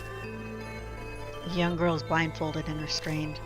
Her mouth is being forced open with that tool. Her breathing is ragged. She must have been given a drug of some kind. Let us commence the judgment. A man speaks theatrically behind me.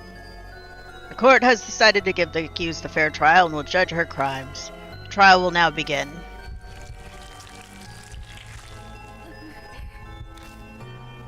I shall put the spider in the accused's mouth, and if it crawls out, she is guilty. And if she can swallow it, she is innocent. Upon hearing that, the girl starts jerking around frantically, her movements haphazard.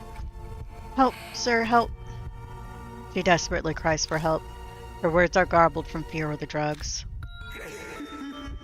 I hear men jeering. Then a man releases a giant spider into the girl's mouth. Ew.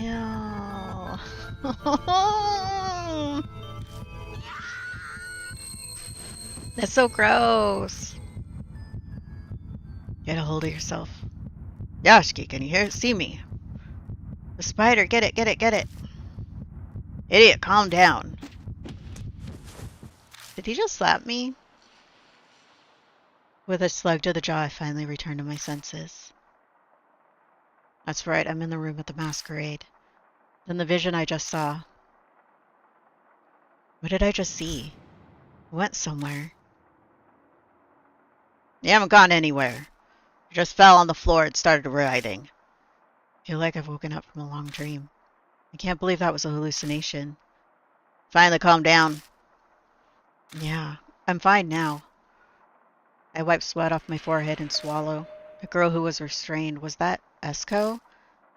If it is, then was she unable to go to the police because she was caught by the people here?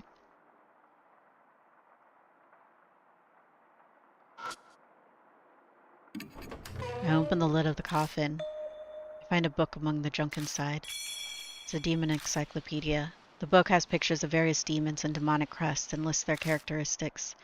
I guess the guests here were interested in stuff like that.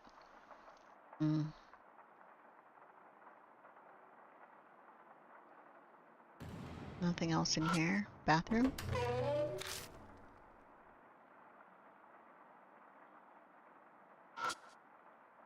The tub is covered in dents and scratches, too many for it to be natural wear. Going by the appearance of the room, horrible things probably happen here too.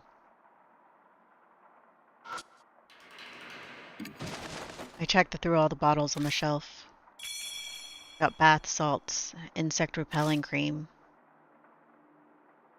God, this is gonna be so gross. Why did that look like I saw a flash of... nothing else in here. Ooh-wee. Okay, so let's head back. I hear footsteps as I step into the hallway. I turn in the direction of the noise to see... Xiao? Xiao is standing there. Masha said he ran into him at the hospital, but can't believe he came. Xiao, what's the matter? I take a step towards him, but Masha stops me. Wait, something that's not right. I look closely at Xiao's face. No, it couldn't be. His face is unnaturally stiff. Suddenly, he begins yelling angrily. I was looking for you this whole time. I'm going to kill you! He raises a metal bat he was hiding and moves to attack. Get back, Yashiki. Masha yells, urging me to escape, but we're in a hallway with closed walls. What should I do? Oh, no. Oh my god. What's our choices? Let's run to the left. Left. Quickly dodge to the left. You're not getting away. Xiao's bat alters course in a flash and hits straight for me. Ow. But the tip of the bat hits the wall and narrowly misses me. Oh, yay. Oh, no. Okay, what now? He straightens only to swing his bat again. Shit. I have my hands full with just trying to get away. There's no way I'll be able to restrain him. But if Xiao's like Hiro and is infected with the same mysterious poison, we have to restrain him or his life's in danger. Can't do this alone. What should I do? Die. Xiao's deranged eyes burn a hole in me. Oh. Draw his attention. You said you couldn't get close. My chances are thin no matter what I do, then my only choice is to draw his attention. Xiao hesitates for a moment, confused. But a second later... You dumb idiot, you don't know when to give up, old man. The metal bat flashes above his head. Then... You're the idiot.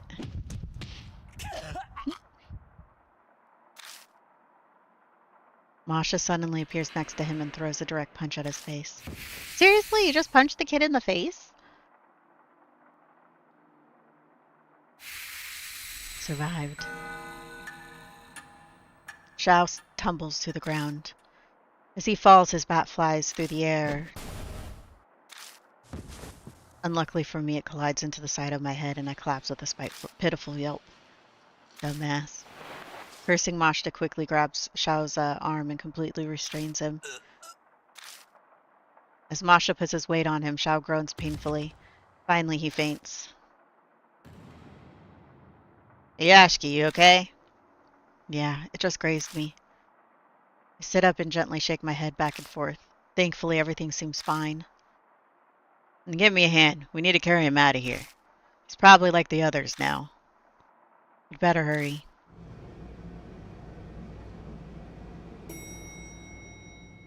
To think Shao would end up as the third victim.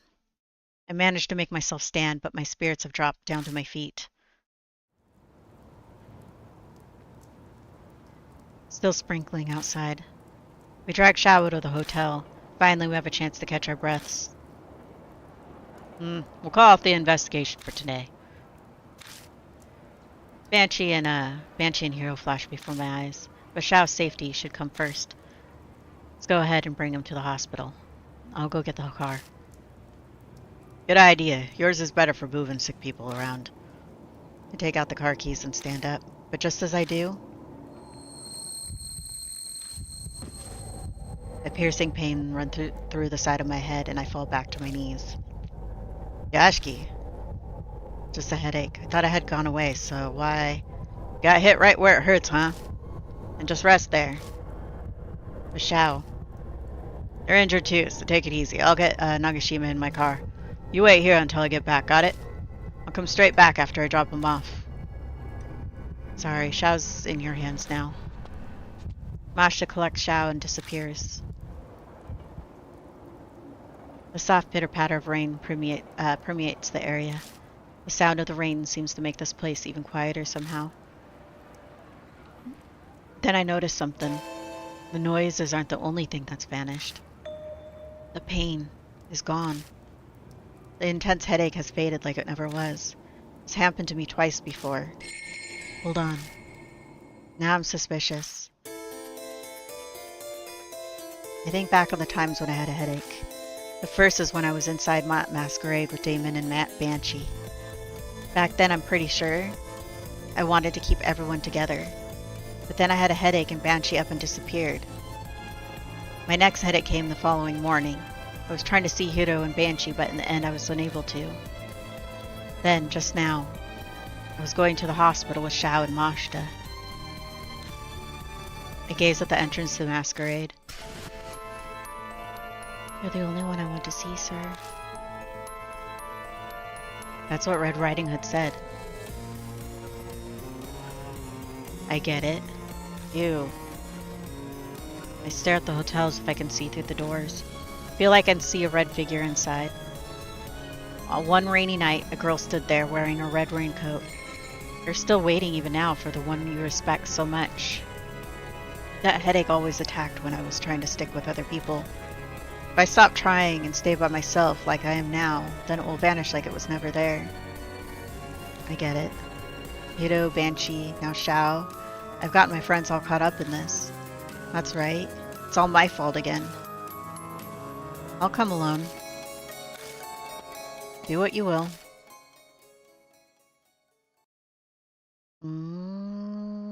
I go back inside the Masquerade. Sensei. Sir. The voice calls from the darkness as if it was waiting for me. Ooh.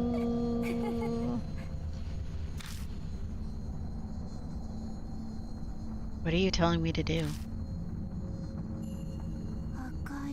You see the red thread of fate, right? The top floor in the rooms of masks. The top floor? The 6th floor was listed on the guide, but it was impossible to reach. I'll be waiting. Red Riding Hood's figure melts silently into the elevator. As she does, the elevator's floor display begins blinking on and off erratically. Combination. You know it, don't you, sir? Is it the paintings? Her voice reverberates through the elevator. Ooh, so she's telling me to go to her. This combination, what in the world could it be? Okay, let's save here.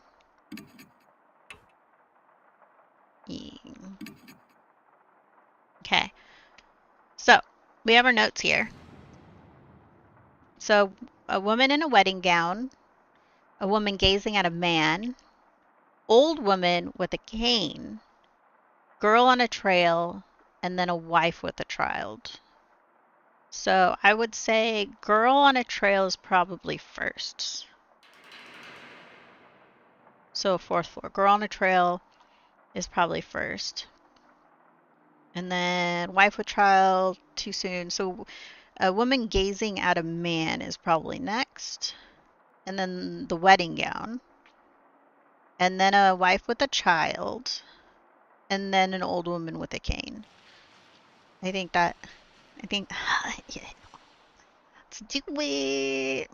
Okay.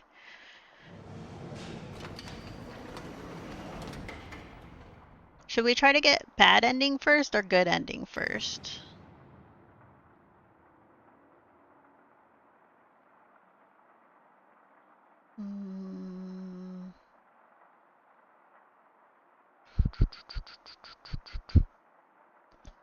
What do you think?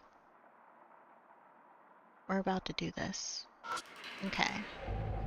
Spirit vanished into the elevator. I must be able to use the elevator to get to the top floor then. And the floor display begins to blink on and off erratically. Is that some kind of hint? And the word she used, combination. Stare at the elevator buttons. Maybe I'm supposed to push the buttons in a certain combination. Yes, like Banshee said, the paintings go in a certain order. Okay? If I press the floor buttons in a certain order, I might be able to get to the 6th floor. Yes. What's the order? Got no idea. Yes, you do. It's the paintings. There has to be been a clue somewhere in the masquerade. We know it. Try the combination. So 4, 2, 1, 5, 3.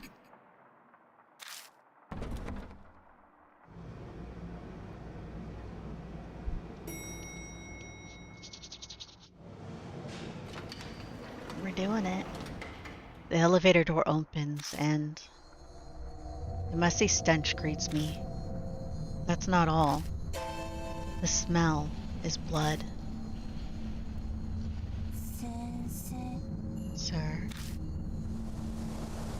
Red Riding Hood's voice drifts in the wind. Been waiting for you. No, I doubt my words will reach her. But I feel like I have to at least try to say it. I'm not the one you respect. I'm not the one you're waiting for. Liar. You always lie. I'm not lying. I'm really not.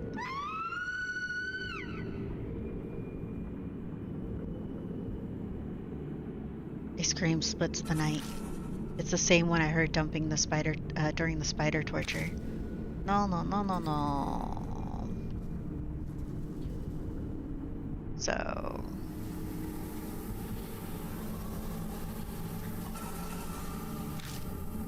this won't accomplish anything. That's why this time, I'm gonna test you. Tell me the truth.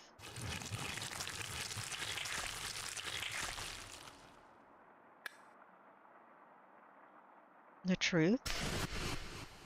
Oh, she's a spider.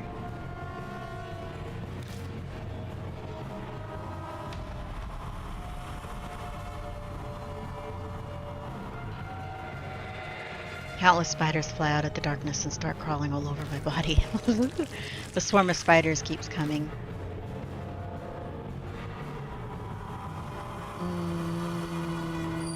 Oh, the massager. Vibrations. I take the massager out of my bag, hold it against my body, and hit the switch. This worked before. The spiders start acting strangely. They all scramble away. Yes! What's next? What's next? Glittering white threads fly through the air from her mouth. She's trying to use her spider silk.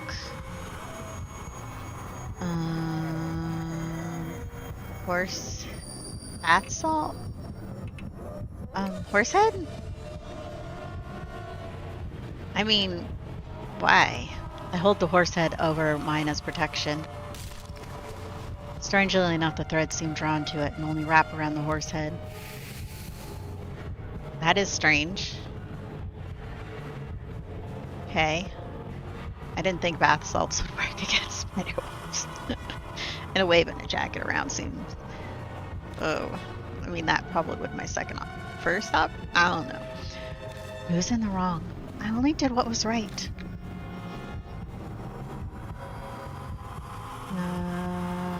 Villains go to hell. Divine punishment will come. It's for the lot at this time?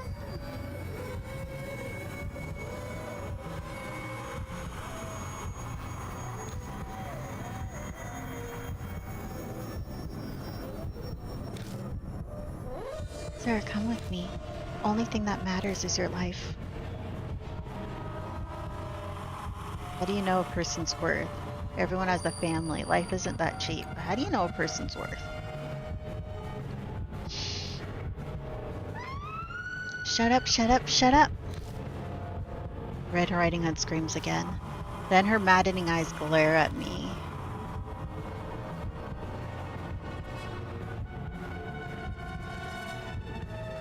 Sir, how do I look to you? How do you look? You're like a little sister me. We met too late. What? I don't know you. What do you like about me?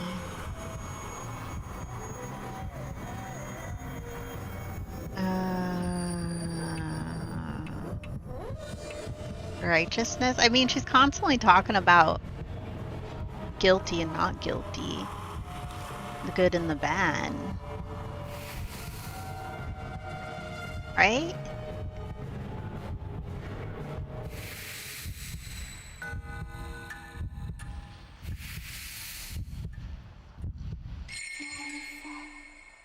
Thank you, sir. Let's...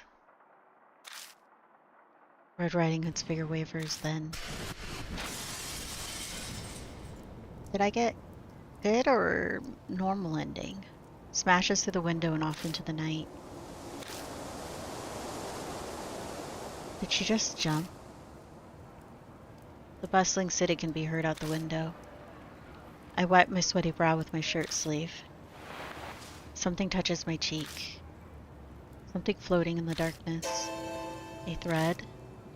As I follow it with my eyes, I realize that it's wrapped around my wrist. Whoa, whoa, whoa, whoa, whoa, whoa, whoa. Something yanks me towards the window. I brace my legs and I try to resist, but all in vain. I'm thrown out into the night sky. What?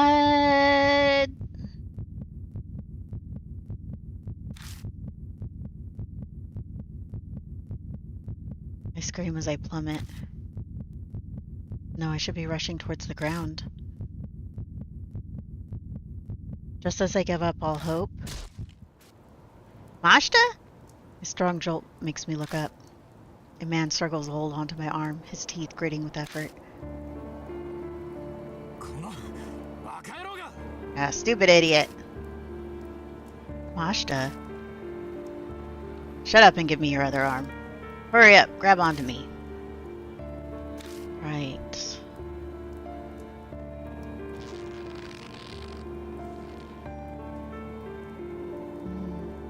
He desperately tries to pull me up, and after what feels like an eternity of struggling, I make it over the ledge and tumble back to safety inside the hotel.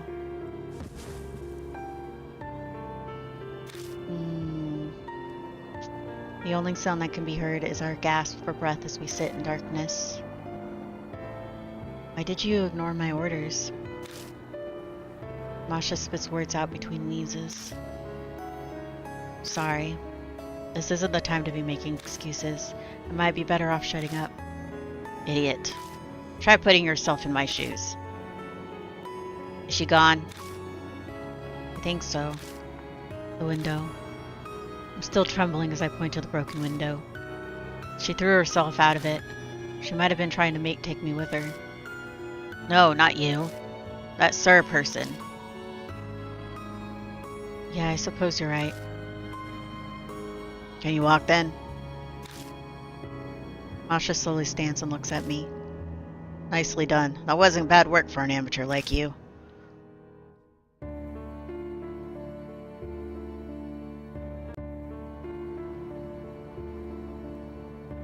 It stopped raining. Cool wind on my cheek hints at autumn. And then I drop by and see Damon. I'd like to see how the others are doing. Yeah. What? Hand me the car keys. No, I can drive. Have you completely gone mad? Look at your hands. I glance down at them, only to suddenly realize they're still shaking. You just faced down a spirit. You can't drive in that condition. A choice made for me. I take the keys out of my pocket and toss it to Mashta.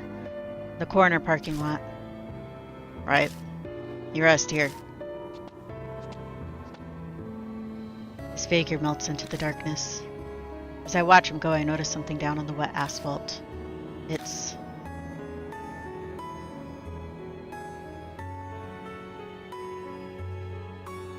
a dead spider.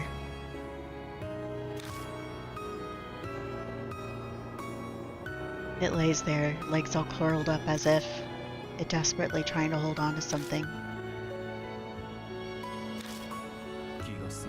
Are you satisfied now? Let's go home.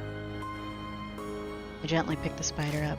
I wrap it in my handkerchief and put it in my pocket.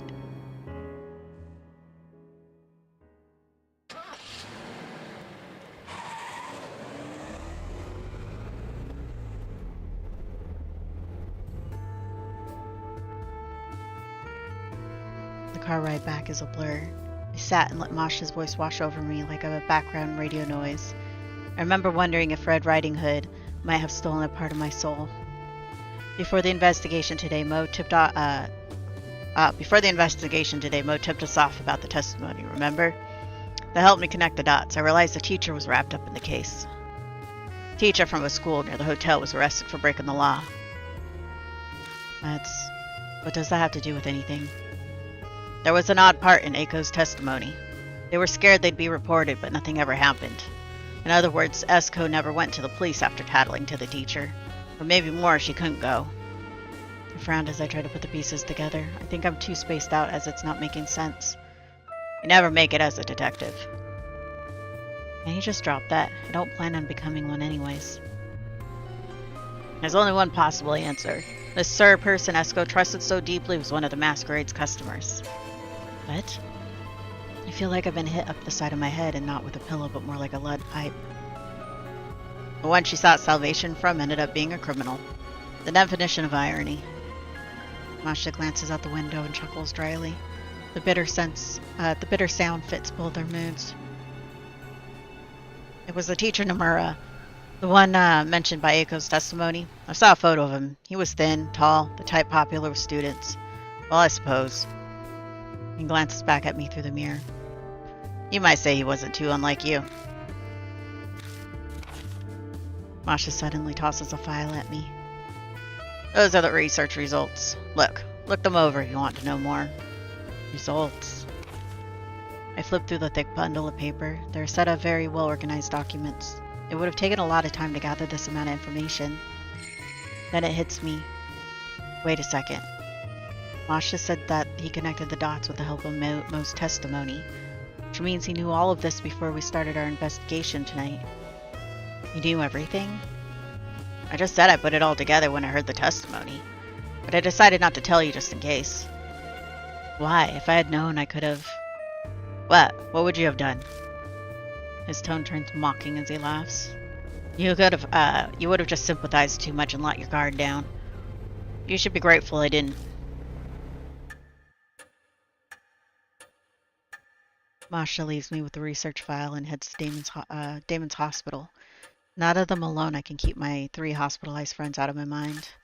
I can't keep my friends out of my mind, but there's nothing I can do for them right now. I've done everything I can. I bolster myself with that information. I spread Masha's documents out on the table. I'm exhausted, but I feel like I need to go through them today. Who in the world was Red Riding Hood? If Masha was right, the truth should be right in front of me. And then bag. So one day as summer comes to an end, Mo and Sukasa suddenly come to visit us. Yes. And then masquerade. But the buttons only go up to the 5th floor. Vibrations. Esko tattling to her homeroom teacher Nomura about the job is what started it all. Nomura proposed to Esko that they gather evidence first, and they arranged to meet at masquerade that night. But the only thing waiting for Esko there was utter betrayal by the teacher she was in love with. It turned out that Nomura himself was one of Masquerade's customers. No one knows what exactly happened to Esko. She was found wandering the streets in her red raincoat and immediately admitted to a facility. Unfortunately, her mental state was too far gone already, and she committed suicide by throwing herself from a 6th floor window of the hospital. The night she died was cold and rainy, just like today. The report has info on Nomura as well.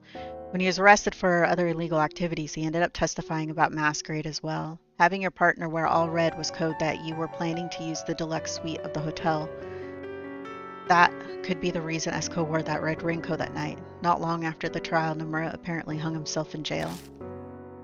One day, as summer comes to an end, Mo and Sukasa suddenly... Oh, it's back to the beginning.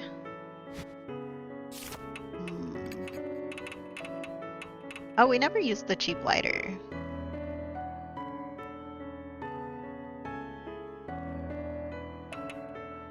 Huh. Do we just rest?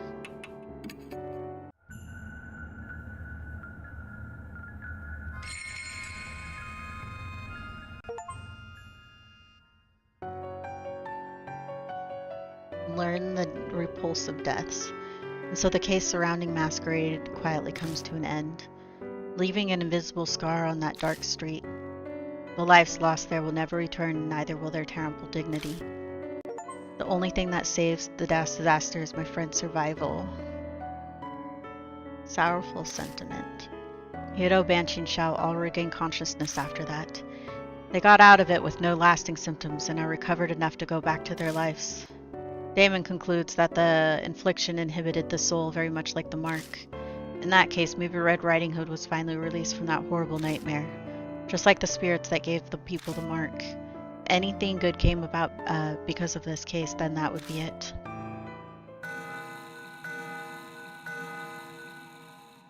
A week later.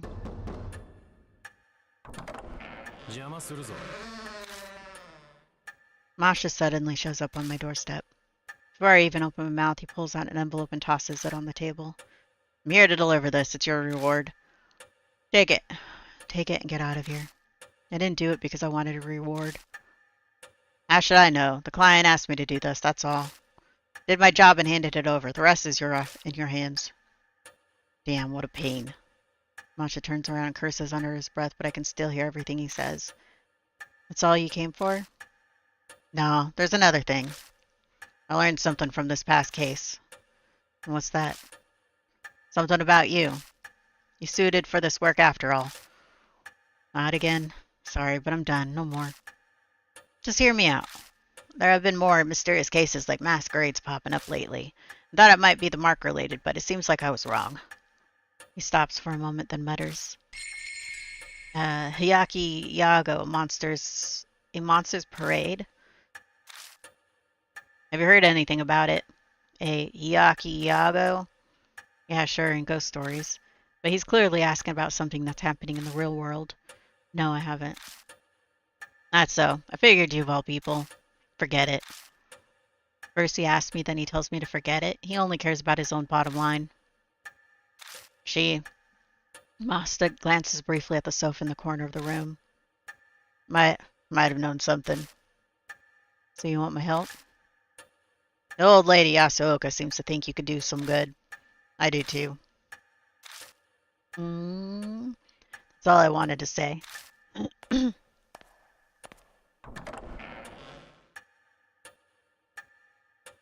No, wait. I have one last bit of advice. Quit doing stuff like that. Like what? You picked up that dead spider, didn't you? You saw? Just out of the corner of my eye. That's why darkness follows you. Your ancestors probably had pity on her too. The living and the dead can't coexist. If you try to accept their feelings, you'll just end up getting pulled in. I'll keep that in mind. Okay. Mashta just snorts derisively, like usual. Give it some thought, even if you don't want it, the time may come one day. He leaves, closing the door behind him. That marks the end of the case and the end of my chapter in my story. But someday in the future, I can't help but think that door will be thrown open again.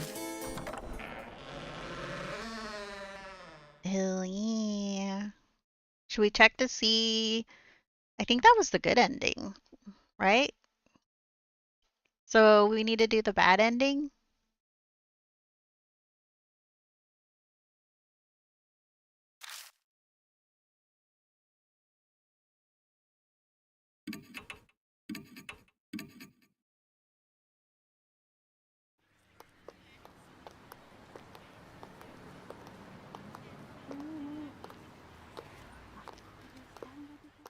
Yeah, it just like automatically starts the story over. I don't want it to do that. Stop.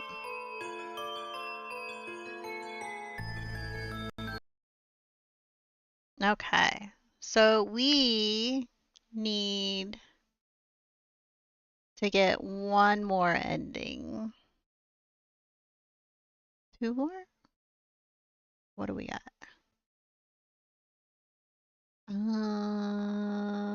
Poisonous demise. Oh, that's bad ending.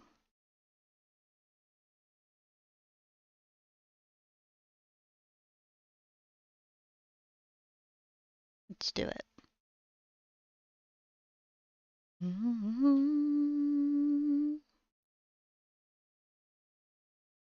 Oh, you took my mouse. Okay. Got the game back up. Let's open the thing.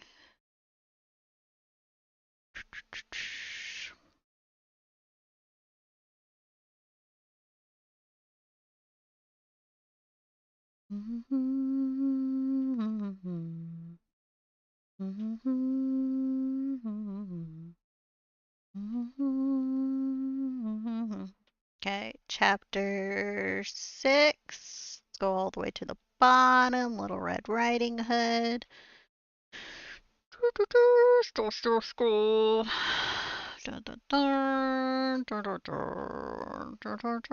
I should be in the spot. I think my last save should be, yeah, right before we headed. Yeah. So this should be a good. I think we saved in a good spot. Yeah. Now we go up the elevator. We have to answer this differently. Oh, we still have to do this part correct. It's the questions once we're upstairs. When she's like angry with us. She's asking us questions. We'll need to do the bad one. Let me look. What we got? Good ending. Yeah, that was good ending. Okay. So we go here for bad ending. Oh, the wooden stomp because of the spider story. I was wondering, that makes sense. It says here, the encyclopedia said a wooden stump can help you against spiders. Remember they had like commented on that, like the wooden stump and spiders? Oh, that's why. That's why the horse head.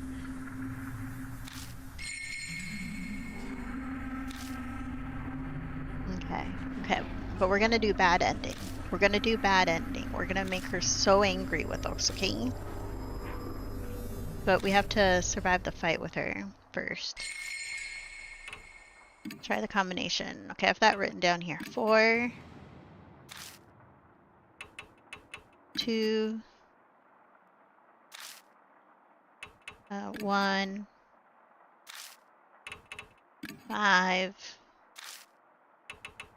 3. After this comes the fourth question. Putting any ideas of vigilantism by saying divine punishment will come, etc., or saying you find her attractive result in the bad ending.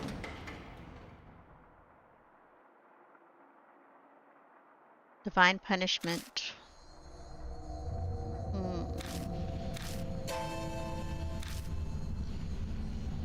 Okay, let's do a little fast forward. Because I want to see what happens. We already know what they're saying. Hey, lady. I guess teen. This was the massager. We gotta survive this to get to the next part.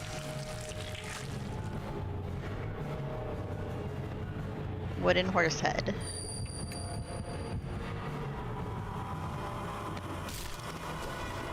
Okay, now this part.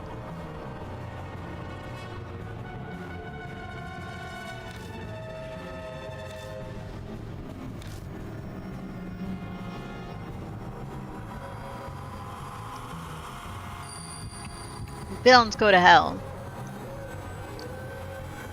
That's right.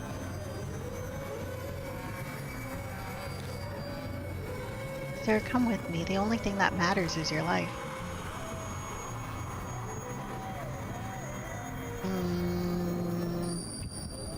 Everyone has a family.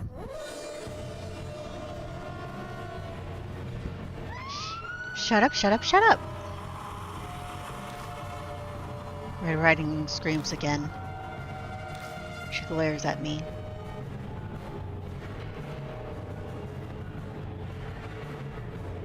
Sir, why do I look to you?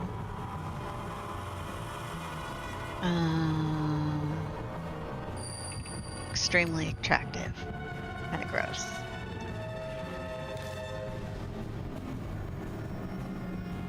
What do you like about me? Calling her pretty or anything. Her beauty.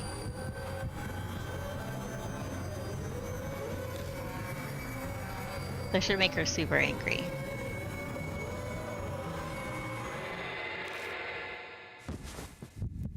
And suddenly I'm unable to breathe. My vision slowly fades. Game over. What do you mean?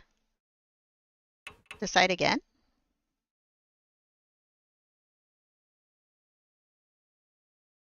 I mean, is bad ending just that?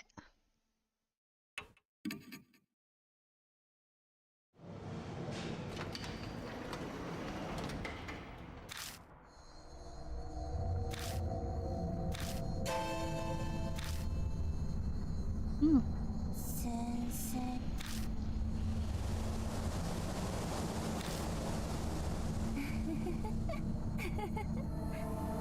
That was what it said to do, bad ending.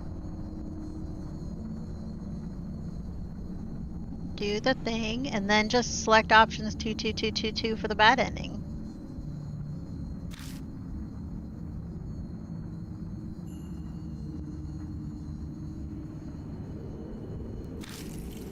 Oh, I think it's because we called her beautiful.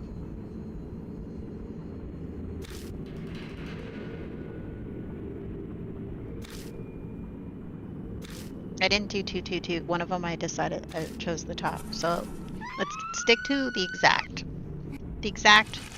what it has here. We went off script.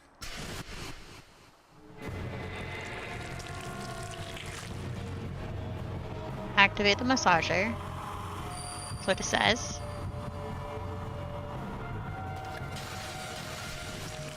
No, getting off script. Wooden horse head.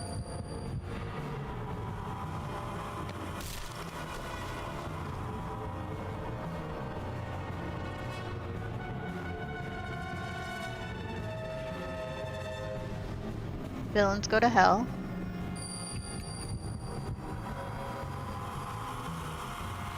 Okay.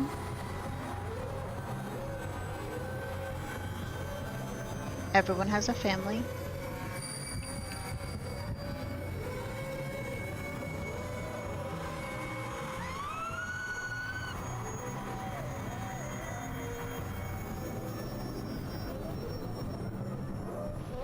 And then 2 again. You're like a little sister to me.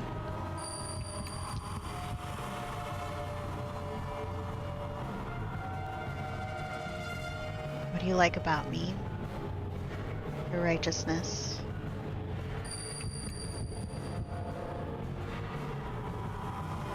That's right. Ooh. That time, yeah. We survived and we're safe.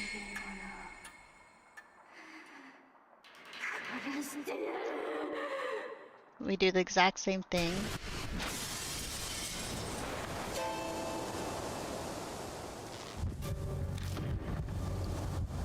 We're getting pulled out.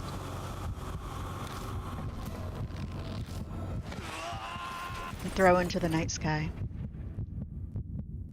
I scream as I plummet. No, I should be rushing towards the ground. Just as I give up all hope, a strong jolt. The man struggles to hold. Let's see what the difference is here. Mashta? Shut up and give me your other arm. Hurry up. Grab onto me. Does this mean Mashta dies? Is the bad ending Mashta dead?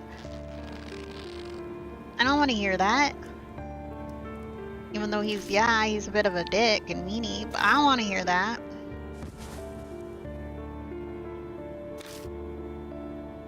The only sound that can be heard is our gasp for breath as we sit in the darkness. Why did you ignore my orders? Masha spits words out between wheezes. Sorry, this isn't the time to be making excuses. I might be better off shutting up. Idiot. Try putting yourself in my shoes. Is she gone? Think so. She threw herself out of it. She might have been trying to take me with her. No, not you. Sir person. Yeah, I suppose you're right. Can you walk? Let's get going. Nicely done. That wasn't bad work from an amateur like you.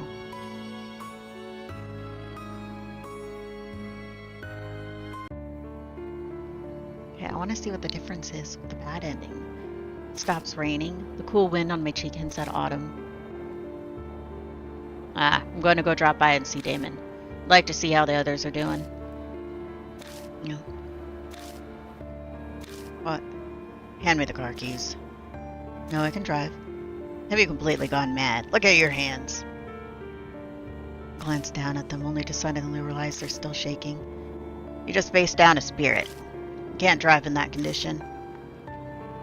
The choice is made for me. I take the car keys out and toss them to Mashta. Corner parking lot. Are we gonna see the spider again?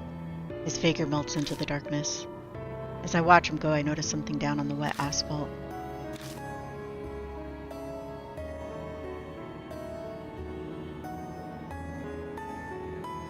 A dead spider. It lays there, legs all curled up, almost as if it was desperately trying to hold on to something. Are you satisfied now? Let's go home. I gently pick the spider up. I wrap it in my handkerchief and put it in my pocket.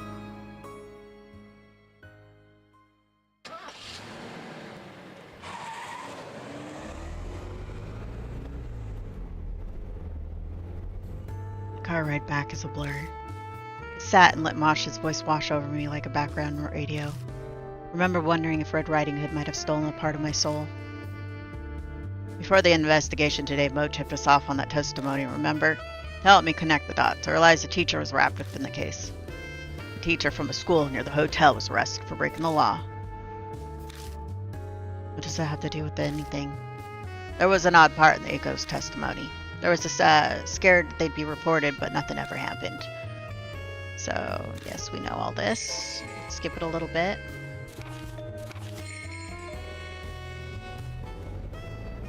Okay.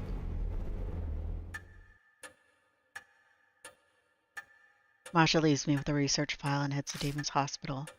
Now that I'm alone, I can't keep my 3 hospitalized friends out of my mind. There's nothing I can do for them right now. I've done everything I can. I bolster myself with that information. I spread Masha's documents on the table. I'm exhausted, but I feel like I need to go through them today. Who in the world was Red Riding Hood? Masha was right. The truth should be right in front of me.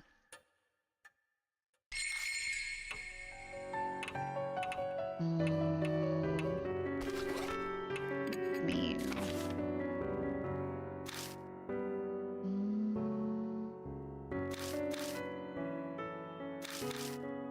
Yeah.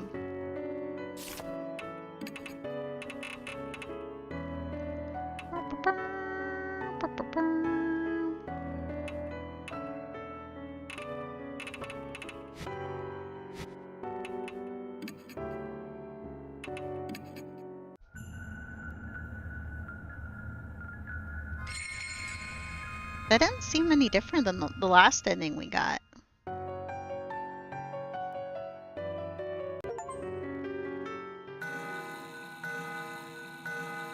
Well, we just got an achievement for poisonous demise?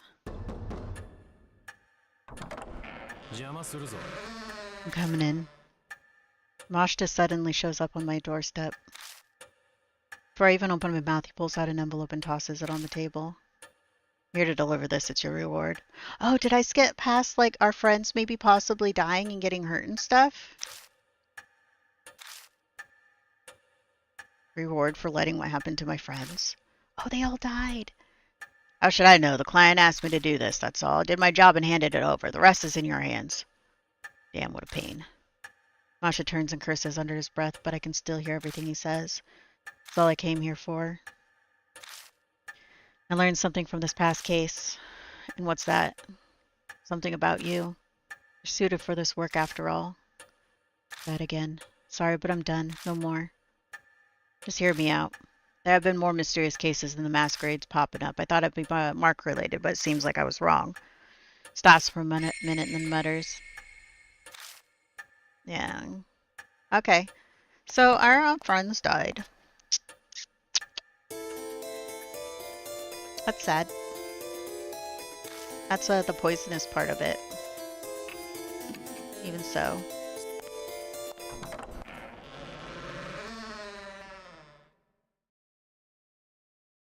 There we go! We finished Deathmark.